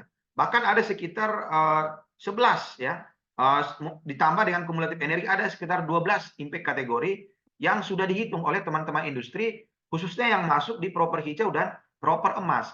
Tapi itu yang makanya kita dorong istilahnya kegiatan-kegiatan seperti ini, itu yang menurut kita belum maksimal dilakukan SOP gitu ya, atau misalnya kesepakatannya terkait dengan pasar karbonnya gitu loh. Artinya saya melihat nih ya, ini memang perlu kita klarifikasi nanti ke pemerintah gitu ya. Saya melihat teman-teman di industri itu baru sekedar misalnya dia mendapat proper hijau atau proper emas gitu ya.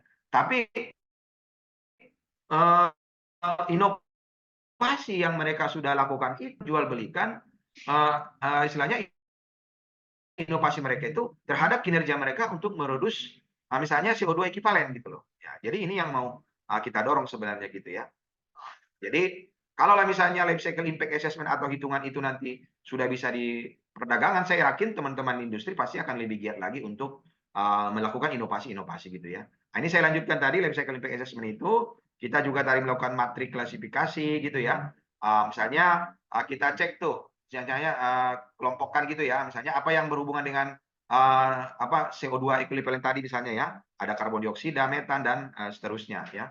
Baru kita karakterisasi. Karakterisasi itu kami sebenarnya dari Ilkan juga sedang mendorong juga yang namanya misalnya database ya. Karena sebenarnya database ini juga sangat diperlukan untuk mengimplementasikan istilahnya untuk menghitung life cycle assessment tersebut gitu ya.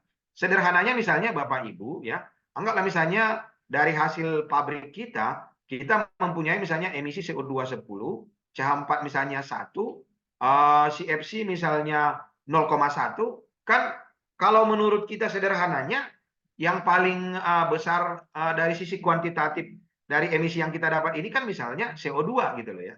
Padahal ini kalau kita lanjutkan misalnya dampaknya terhadap pemanasan global atau CO2 ekivalen, justru kalau kita sudah karakterisasi karena nilai misalnya karakterisasi di si preon tadi, si FC tadi 10.200-an, maka dampaknya justru dia yang lebih besar terhadap pemanasan global gitu ya. Artinya saya misalnya seperti yang tadi, kalau misalnya ada industri ya yang bisa istilahnya dia tapi tiba-tiba dia misalnya mengganti dengan misalnya absorpsi gitu ya, artinya kan sudah cukup banyak harusnya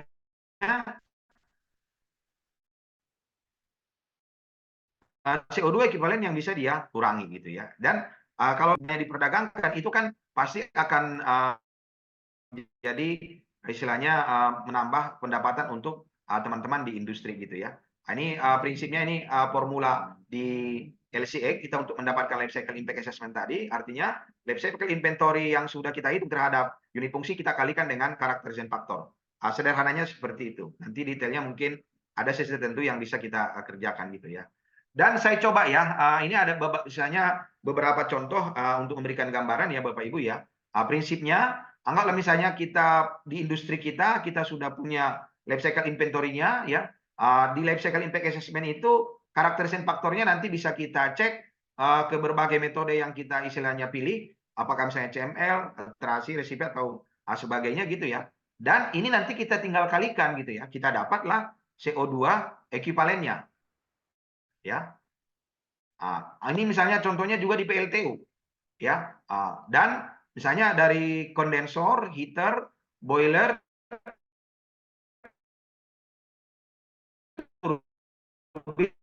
sampai misalnya generator trapo, kalau misalnya kita sudah mengambil, kita dapatkan CO2 ekivalennya.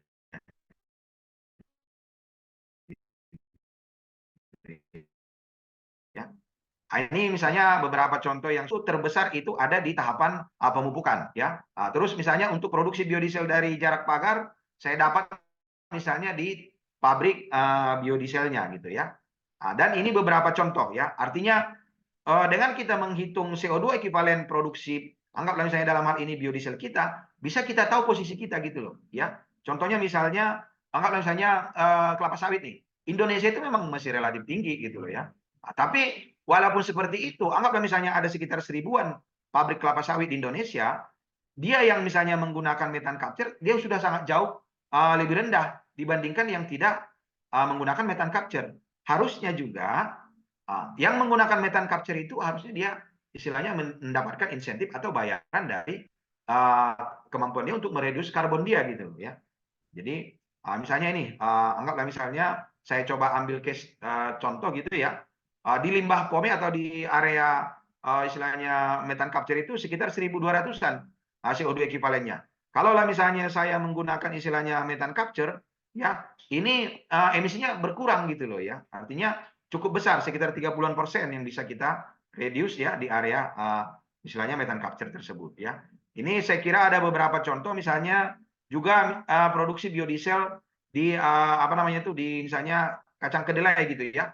Mereka merilis ya bahwa bisa mereduce emisi sampai 78,45% ya. Nah, ini tadi yang saya sebutkan tadi, kenapa misalnya Eropa, Amerika itu tidak menerima biodiesel dari kita, karena mereka buat syarat minimal 17 atau 19%. Karena produksi biodiesel mereka bisa sampai 78%. Dan hasil riset yang kita pernah lakukan, sebenarnya kalau kita juga melakukan tahapan industri kita itu dengan istilahnya betul, kita juga bisa sebenarnya mereduce sampai 49%.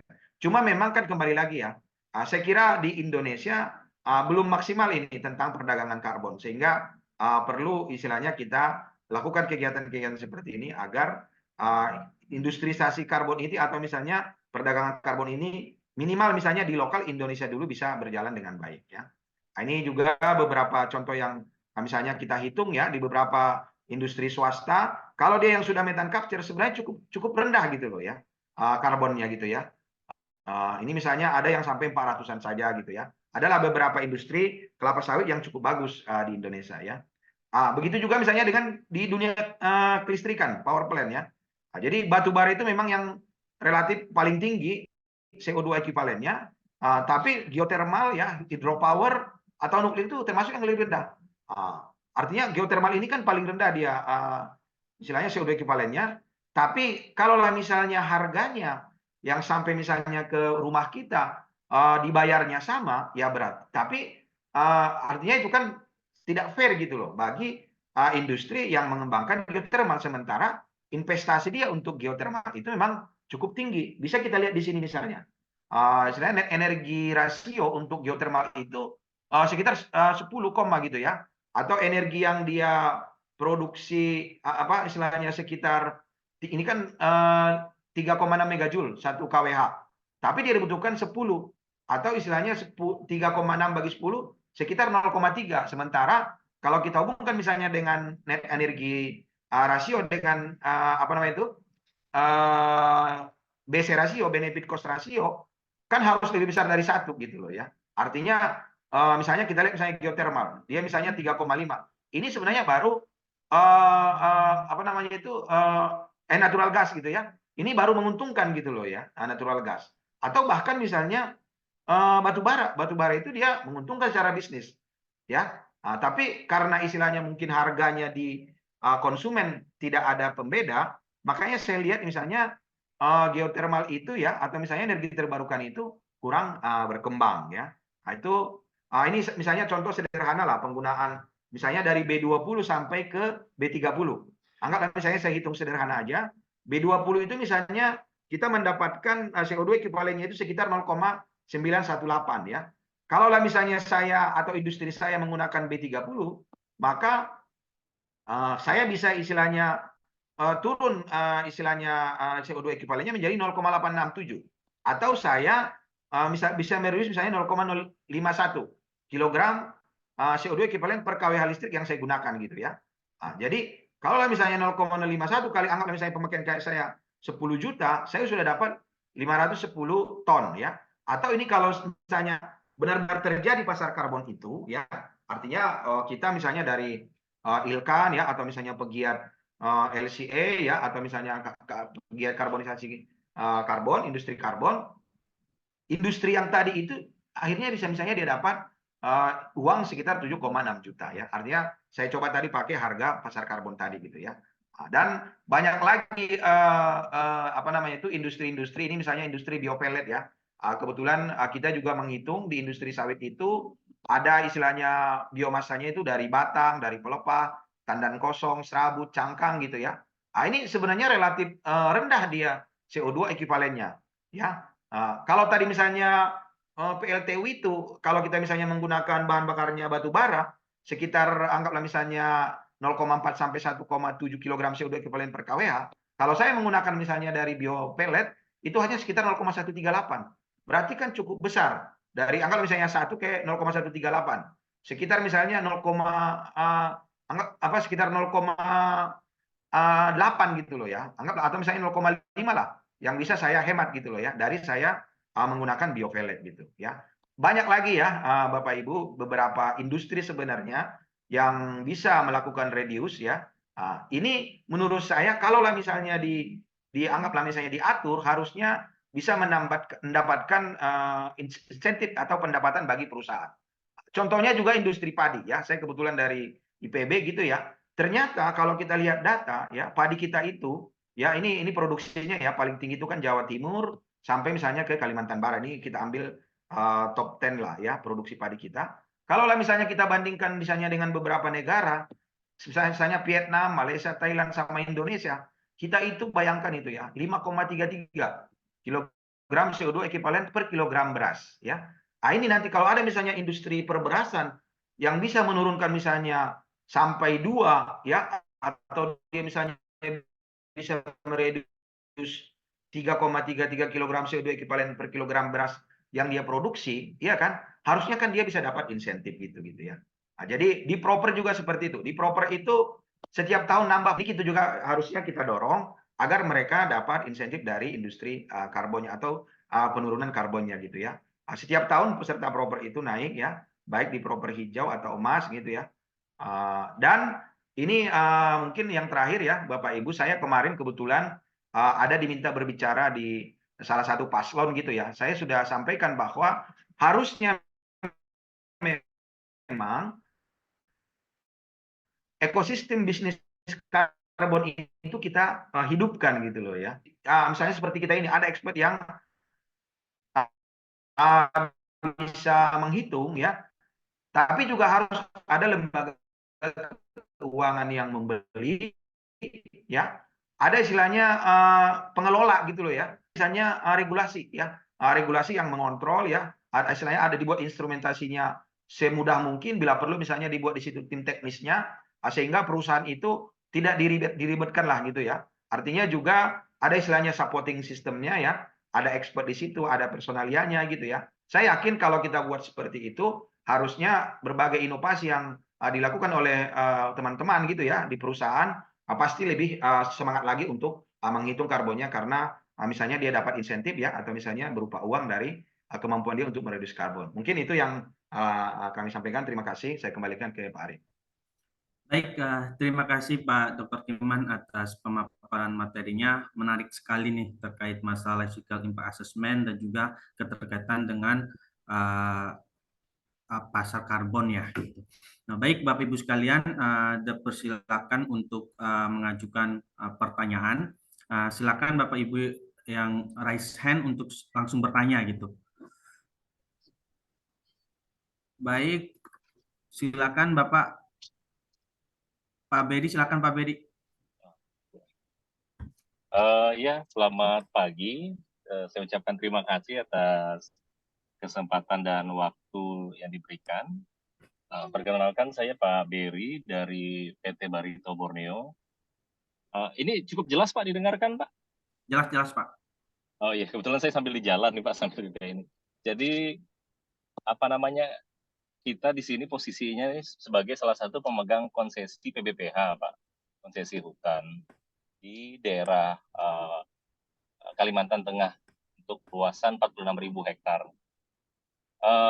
Terkait dengan hal ini Pak, kami ini juga tertarik sebenarnya ingin masuk dalam skema karbon ini, Pak. Nah, saya coba hitung-hitung kalau ini dalam artian pakai desktop studi, wilayah ini dengan wilayah ini memiliki hutan sekundernya dari 46.000 itu hampir sekitar 80%. Nah, apa ini bisakah dibawa juga dalam masuk dalam skema karbon, Pak? Atau bagaimana sekarang, Pak, dalam konteks industri karbon di Indonesia gitu? Mungkin itu, Pak, pertanyaan yang ingin saya sampaikan dulu. Baik, Pak Beri, mungkin langsung dijawab kali ya sama Prof. Irhan atau Pak Kiman. Iya, silakan Pak dari Prof. Ya Pak, bisa sekali Pak itu Pak. Tapi perlu kita melakukan identifikasi dulu Pak, berdasarkan metodologi yang ada. Kira-kira hutan Bapak ini menyerap CO2 berapa? Nah, kemudian nanti langkah selanjutnya adalah kita mengisi DRAM tadi, dokumen rencana aksi mitigasi. Nah, intinya kita harus masuk ke metodologi yang sudah dipakai yang mana. Nah, setelah kita mendapatkan metodologi yang dipakai, nah saya kurang tahu ya di SRN ya, karena SRN kan masih baru ya, baru tahun lalu. Nah, itu metodologinya pun masih terbatas. Kalau itu tidak ada, kita bisa ambil ke CDM. Nah, setelah kita lihat di CDM, metodologi mana yang kira-kira cocok, kita biasanya lihat dulu dari judulnya. Setelah lihat dari judulnya, kita lihat condition. Nah, condition ini sesuai tidak? Di situ dia ada ini statement hutannya katakanlah sudah tidak mengalami penggundulan, sudah ada sejak beberapa tahun yang lalu. Nah, statement seperti itu harus dicek dulu, Pak. Kalau sesuai dengan kriteria itu sudah masuk, nah, baru kita bisa menghitung. Seperti itu, Pak. Kira-kira, Pak. Memang saya coba hitung dari land use di sini sih Pak. Saya coba konversi biomasnya, memang ada potensi ya. Cuma ini masih banyak hal variabel yang belum dimasukkan. Yeah. Ada ibaratnya perkiraan itu ya kemampuannya itu sampai 27 juta ton ekuivalen Pak untuk wilayah ini. Jadi, tapi itu ya masih. Saran saya itu Pak, cek ke metodologi Pak. Nanti bisa. Nah dari situ baru kita bisa melakukan estimasi secara presisi gitu. Nah, kan saya pikir masalahnya metodologi itu bukan hanya menghitung saja, kriterianya ada Pak, kriterianya. Nah, kriteria ini harus kita penuhi dulu. Nah, kita cek satu-satu, kalau kriterianya sudah memenuhi, nah, baru kita bisa menghitung seperti itu, Pak.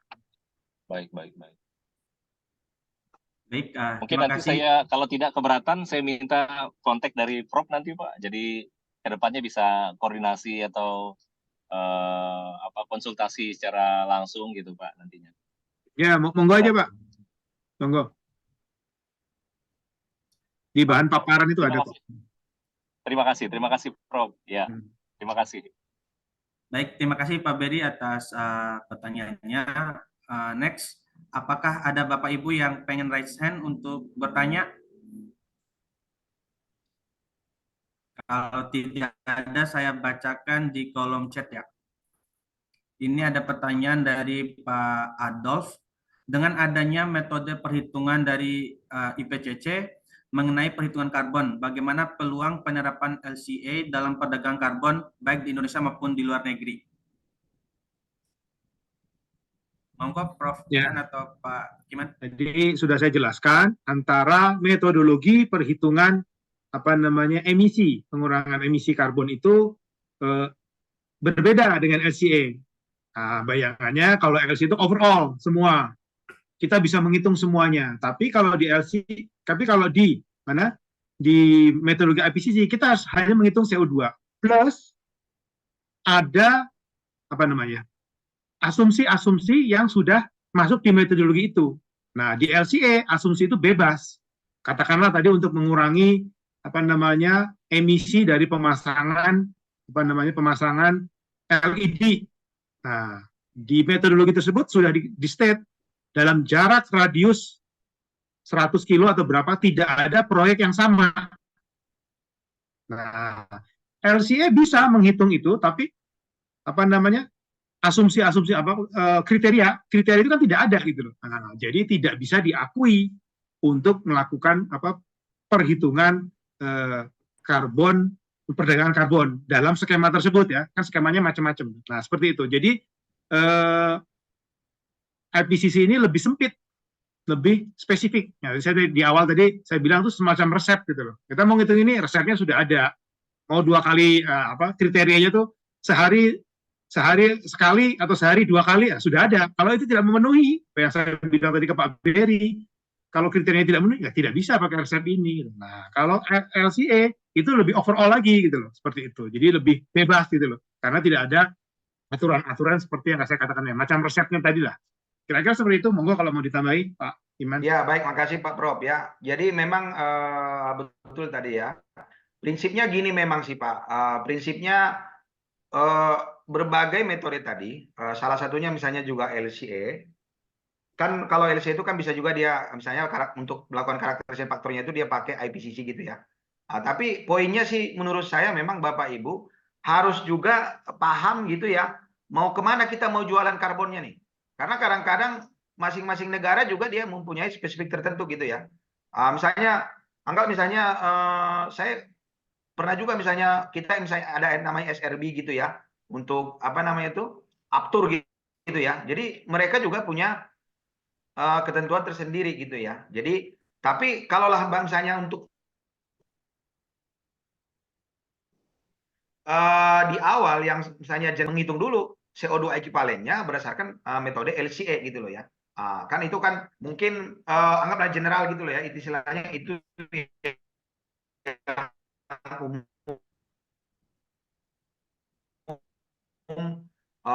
istilahnya kita tahu gitu ya. Tapi nanti misalnya saya mau jualan pasarnya di Singapura, Amerika, itu gitu ya. Dan juga misalnya ada PCR. PCR sendiri itu kan bisa aja istilahnya harus kita revisi dulu atau misalnya harus kita buatkan dulu kalau misalnya belum ada. Nah, misalnya seperti sawit kita itu, setahu saya misalnya belum ada PCR-nya misalnya CPO atau apa namanya itu biodiesel dari kelapa sawit. Ada kan istilahnya itu kan harus kita buat dulu, baru misalnya kita bisa istilahnya sepakat, misalnya perhitungannya itu misalnya cut off-nya, metodenya gitu ya, apa yang mau kita pakai gitu ya. Nah, jadi memang kalau misalnya targetnya misalnya mau jualan ke pasar karbon, kalau saya sih memang seperti yang tadi ya, misalnya ke SRN lah, sistem register nasional. Memang mereka yang mana nih yang mau dipakai? Karena seperti yang tadi ya, macam-macam metodenya tadi, misalnya disampaikan Prof. Irhan tadi gitu ya. Dan ada kadang-kadang misalnya di salah satu misalnya pembeli itu dia misalnya harus menggunakan juga yang verifikasi nanti misalnya dari organisasi ini kan gitu ya. Jadi saya kira lebih ke sana. Tapi secara general dengan Bapak Ibu misalnya mengerti dan paham mengimplementasikan LCA, mungkin seandainya pun mau dioper kemana mau kita jualan, harusnya sih tidak banyak lagi yang harus kita koreksi gitu. Mungkin itu aja. Terima kasih. Baik, terima kasih Prof. Irhan dan Pak Giman. Selanjutnya dipersilakan Bu Farah yang raise hand untuk bertanya. Baik, terima kasih Mas Arief dan terima kasih untuk Prof. Irhan juga Pak Giman sebelumnya atas pemaparan materinya. Perkenalkan saya Farah Fiza, saya sekarang bekerja di Maybank Indonesia di bagian sustainability. Namun sebelumnya juga saya belajar mengenai keberlanjutan lingkungan di Leiden University dan sekarang saya dulu sebenarnya sempat belajar tentang LCA juga dan sekarang ingin merefresh gitulah ya knowledge saya. Nah, yang ingin saya tanyakan adalah mengenai teknis LCA-nya itu sendiri. Dulu saat saya belajar di perkuliahan,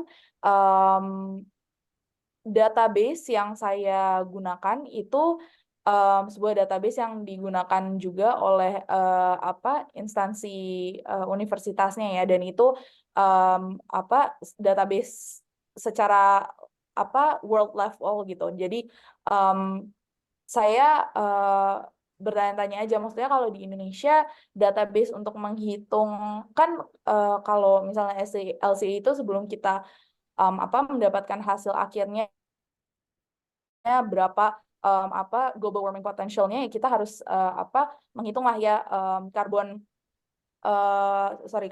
footprint dari setiap aktivitas di dalam supply chain itu berapa gitu kan. Dan maksudnya itu kan membutuhkan database yang lengkap juga dalam perhitungannya, dan tadi seperti disebutkan juga ada banyak asumsi yang diikutkan dalam metodologi LCA tersebut. Nah, kalau di Indonesia ini database-nya itu database apa, dan maksudnya biasanya tuh penghitungannya apakah database, kalau misalnya tidak ada database lokal, apakah kita memakai yang level secara global atau bagaimana? Begitu sih, Prof atau Pak Kiman. Terima kasih. Baik, terima kasih Bu Farah atas pertanyaan. Mungkin Pak Kiman langsung yang menjawab. Ya, baik, makasih Mbak Farah ya. Itu benar memang ya. Makanya ada istilah di LC itu kan sering kita istilahnya pahamin GIGO gitu ya, garbage in, garbage out gitu ya. Artinya memang di tahapan life cycle inventory, kualitas data itu benar-benar harus kita perhatikan ya. Baik istilahnya data dalam artian pengambilan ya, data set gitu ya. Artinya kita usahakan data setnya itu adalah data primer yang direct measurement gitu ya, tidak istilahnya pendekatan dengan model gitu ya. Namun mungkin pertanyaannya lebih kepada anggaplah misalnya karakteristik faktor atau data lain yang nggak mungkin kita collect secara primer di sepanjang sistem produk kita gitu ya. Memang gini, di Indonesia sendiri LCA ini sebenarnya bagus ya. Kita dari ILKAN dari 2014 memang kita introduce ya. Dan semenjak 2021 melalui Permen LHK nomor 1 tahun 2021 mandatori ini LCA ini, dan datanya itu sebenarnya secara rutin diberikan kepada KLHK.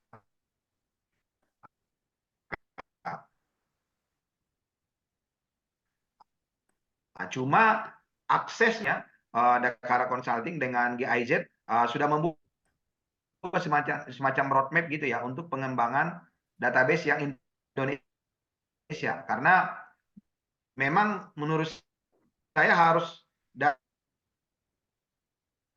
database Indonesia istilahnya geografi untuk collecting data dalam artian data istilahnya life cycle inventory-nya ya. Kita di proper itu sudah ada ketentuan kalau dia misalnya data primernya itu di atas 50%, maka nilainya maksimal. Tapi kalau misalnya kurang, nilainya yang berkurang gitu ya. Udah ada belum misalnya seperti anggap misalnya Eco Invent gitu ya. Di Malaysia itu kan mereka sudah punya MySirim semenjak tahun 2006. Thailand kalau nggak salah mereka juga punya MyTA itu dari 2002. Di kita belum ya. Tapi kami dari ILKAN ya sudah mengusulkan ini sebenarnya sudah cukup lama dari 2018 ya. Dan tahun 2023 kemarin ada juga kolaborasi dengan GIZ Jerman ya. Mudah-mudahan. Tapi saya kira secara anggaplah misalnya tersendiri, misalnya seperti di BRIN ya tempatnya Pak Irhan, saya dengar mereka membangun dataset juga gitu ya. Kita juga misalnya untuk kelapa sawit dengan IPB kita ada juga membangun dataset gitu ya. Jadi seperti itu kira-kira gambarannya Mbak Farah ya. Terima kasih. Baik, terima kasih Pak Kiman atas jawabannya. Kita kembali ke kolom chat dulu sekali untuk bertanya ke Prof. Irhan. Selamat pagi Pak Irhan, saya Rian dari Jakarta Selatan. Ingin bertanya mengenai SRN. Untuk DRA AM sendiri itu yang menyiapkan dari perusahaan atau dari lembaga verifikasi dan validasi ya Pak? Kebetulan perusahaan saya ingin berpartisipasi dalam perdagangan karbon dalam negeri, tetapi masih bingung dengan skema SRN.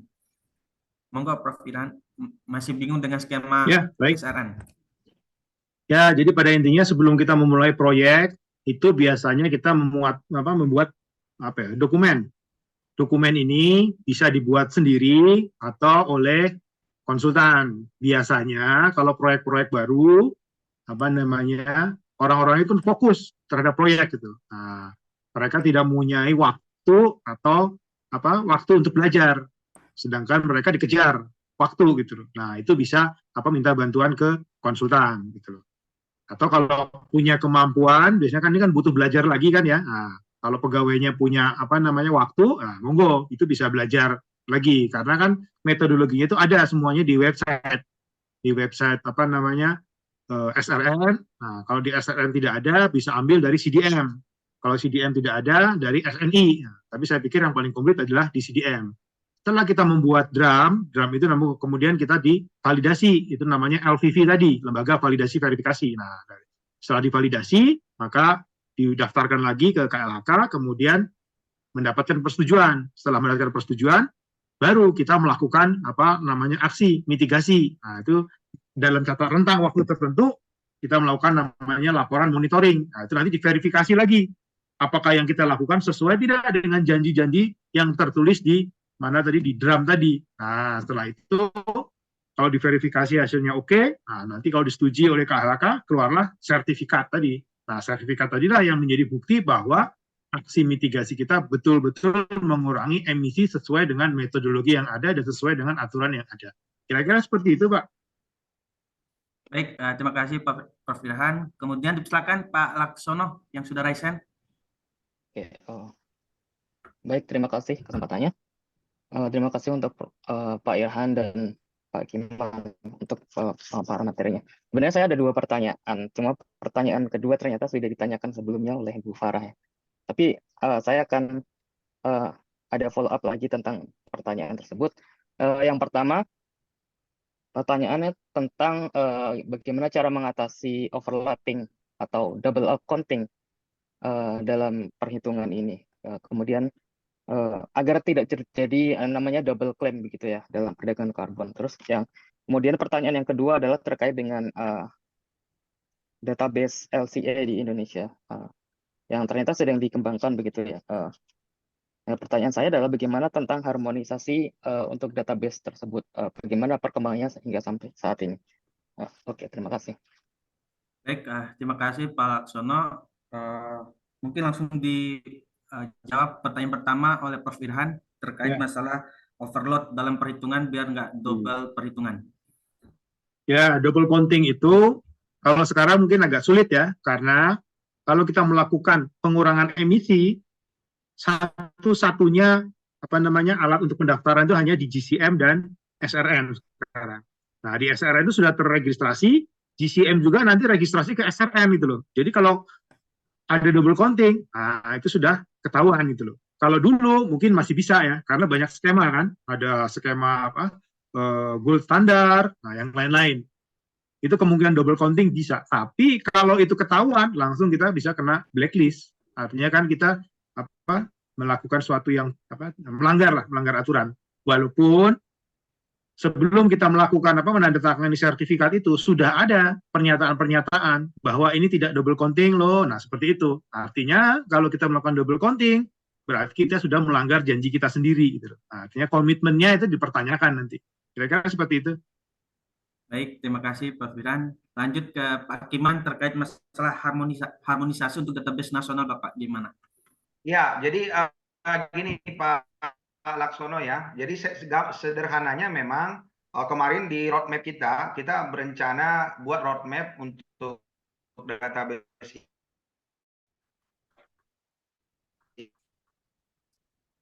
ini sampai 2028 ya. Mungkin saya ceritakan cara kerjanya lah, Sator ya. Jadi sebenarnya kita mau mencoba sinkronisasi dengan yang sudah dilakukan oleh Propa ya, misalnya sektor pertambangan batu bara. Misalnya kita nanti koordinasi ini dengan asosiasi APBI ya, asosiasi pertambangan batu bara. Misalnya di semen kita nanti koordinasi dengan asosiasi semen Indonesia. Sawit kita asosiasi dengan GAPKI gitu ya. Dan biar istilahnya dia juga sama persepsinya, maka memang langkah yang pertama juga harus dibuat dulu. Kita buat dulu PCR-nya gitu loh ya, produk kategori rules ya. Jadi disepakatin dulu seperti apa sistem produknya. Apakah misalnya contoh sederhananya misalnya boundary-nya kita sepakat cradle to gate, karena ada walaupun misalnya LCA itu sebenarnya sejatinya definisinya dia harus cradle to grade. Tapi ada memang beberapa industri itu nggak mungkin ada grade-nya gitu loh. Contohnya misalnya seperti emas lah, tambang emas. Agak susah itu menemukan grade-nya. Karena pasti nggak mungkin jadi disposal segala macam kan gitu ya. Atau misalnya listrik itu ternyata dia PCR-nya itu cradle to gate karena susah misalnya untuk memastikan setelah misalnya dia on grid DP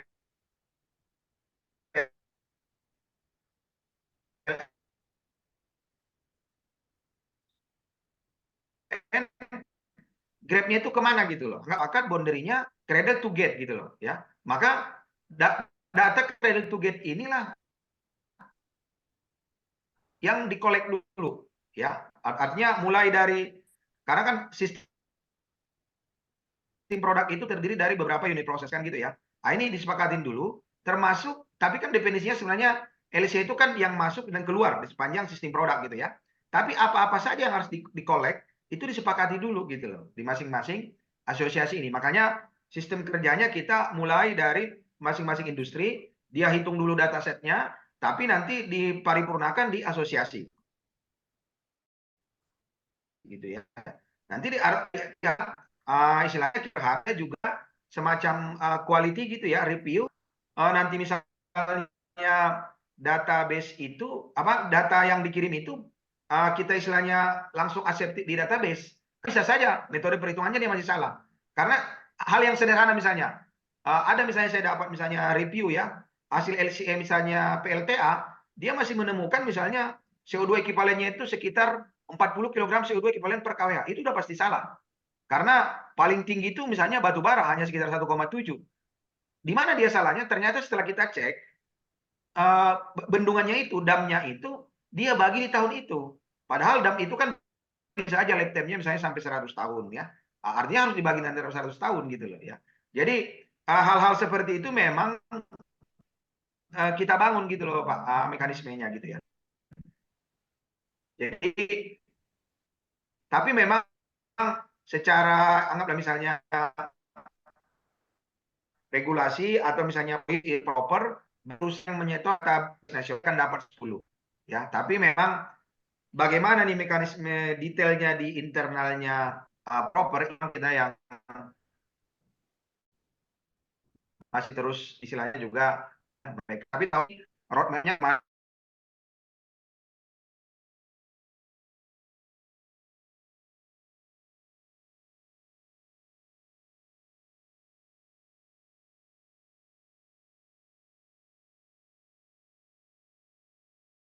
Mas Arief, kalau misalnya di sini ada teman-teman dari industri yang mau terlibat nanti misalnya di database ini, nanti boleh juga gitu ya, karena memang istilahnya kan pasti kita butuh data. Seperti itu. Mungkin itu saja dari saya. Sekali lagi terima kasih kepada Prof. Iman dan Pak Dr. Kiman selaku narasumber dan Bapak Ibu sekalian yang telah sampai saat ini udah ada 100 di kolom di Zoom dan ada sekitar 50 orang di YouTube gitu. Luar biasa sekali antusiasme Bapak Ibu sekalian. Sekali lagi terima kasih dan saya juga mohon maaf atas segala kekurangan selama memandu acara ini gitu. Nah, demikian yang bisa saya sampaikan. Saya kembali ke Mbak Nisa. Terima kasih. Terima kasih Pak Arief atas bantuannya. Sudah kita di penghujung acara ya di hari ini, Bapak Ibu sekalian. Izin juga saya menyampaikan terima kasih kepada Prof. Irhan maupun Bapak Dr. Kiman Siregar ya terkait kesediaannya untuk menjadi narasumber di kesempatan pada kali ini. Baik, sebelum saya izin tutup untuk agenda pada hari ini, saya izin menyampaikan di samping dari kegiatan rutin bulanan yang rencananya akan dilaksanakan, kami juga turut melakukan kegiatan training terkait LCA proper maupun kegiatan training lainnya. Adapun untuk kegiatan LCA ini kami lakukan baik secara online maupun offline. Untuk online kami ada rencana mengadakan di tanggal 6 sampai 9 Mei 2024, sedangkan untuk offline-nya kita laksanakan di Bogor pada tanggal 29 April hingga 2 Mei. Gitu. Jadi sekiranya Bapak Ibu di sini yang sekiranya ingin lebih mendalami terkait materi LCA bisa mengkontak saya secara personal. Di samping itu juga kami selaku penyelenggara Dakar Consulting turut melakukan pendampingan untuk terkait kajian LCA, proper, maupun konservasi energi dan kajian eksternal lain yang berkaitan dengan proper begitu. Selain itu juga kami turut dapat membantu melakukan penyusunan dokumen lingkungan seperti AMDAL, UKLPL, DPLH maupun dokumen lingkungan lainnya. Baik, terima kasih Bapak Ibu sekalian yang sudah turut hadir dan meluangkan waktu, dan sekiranya ada kesalahan teknis maupun ucapan dari kami, mohon untuk dimaklumi, dan harapannya ke depannya kami akan mengusahakan lebih baik dalam penyelenggaraan yang baik. Saya izin tutup. Wabillahi taufiq. Wassalamualaikum warahmatullahi wabarakatuh. Waalaikumsalam. Terima Terima kasih ya, Pak Prof. Ingat. Terima Ya, kasih banyak Bapak Ibu sekalian. kasih. Prof. Pak Ira. Terima kasih semuanya. Di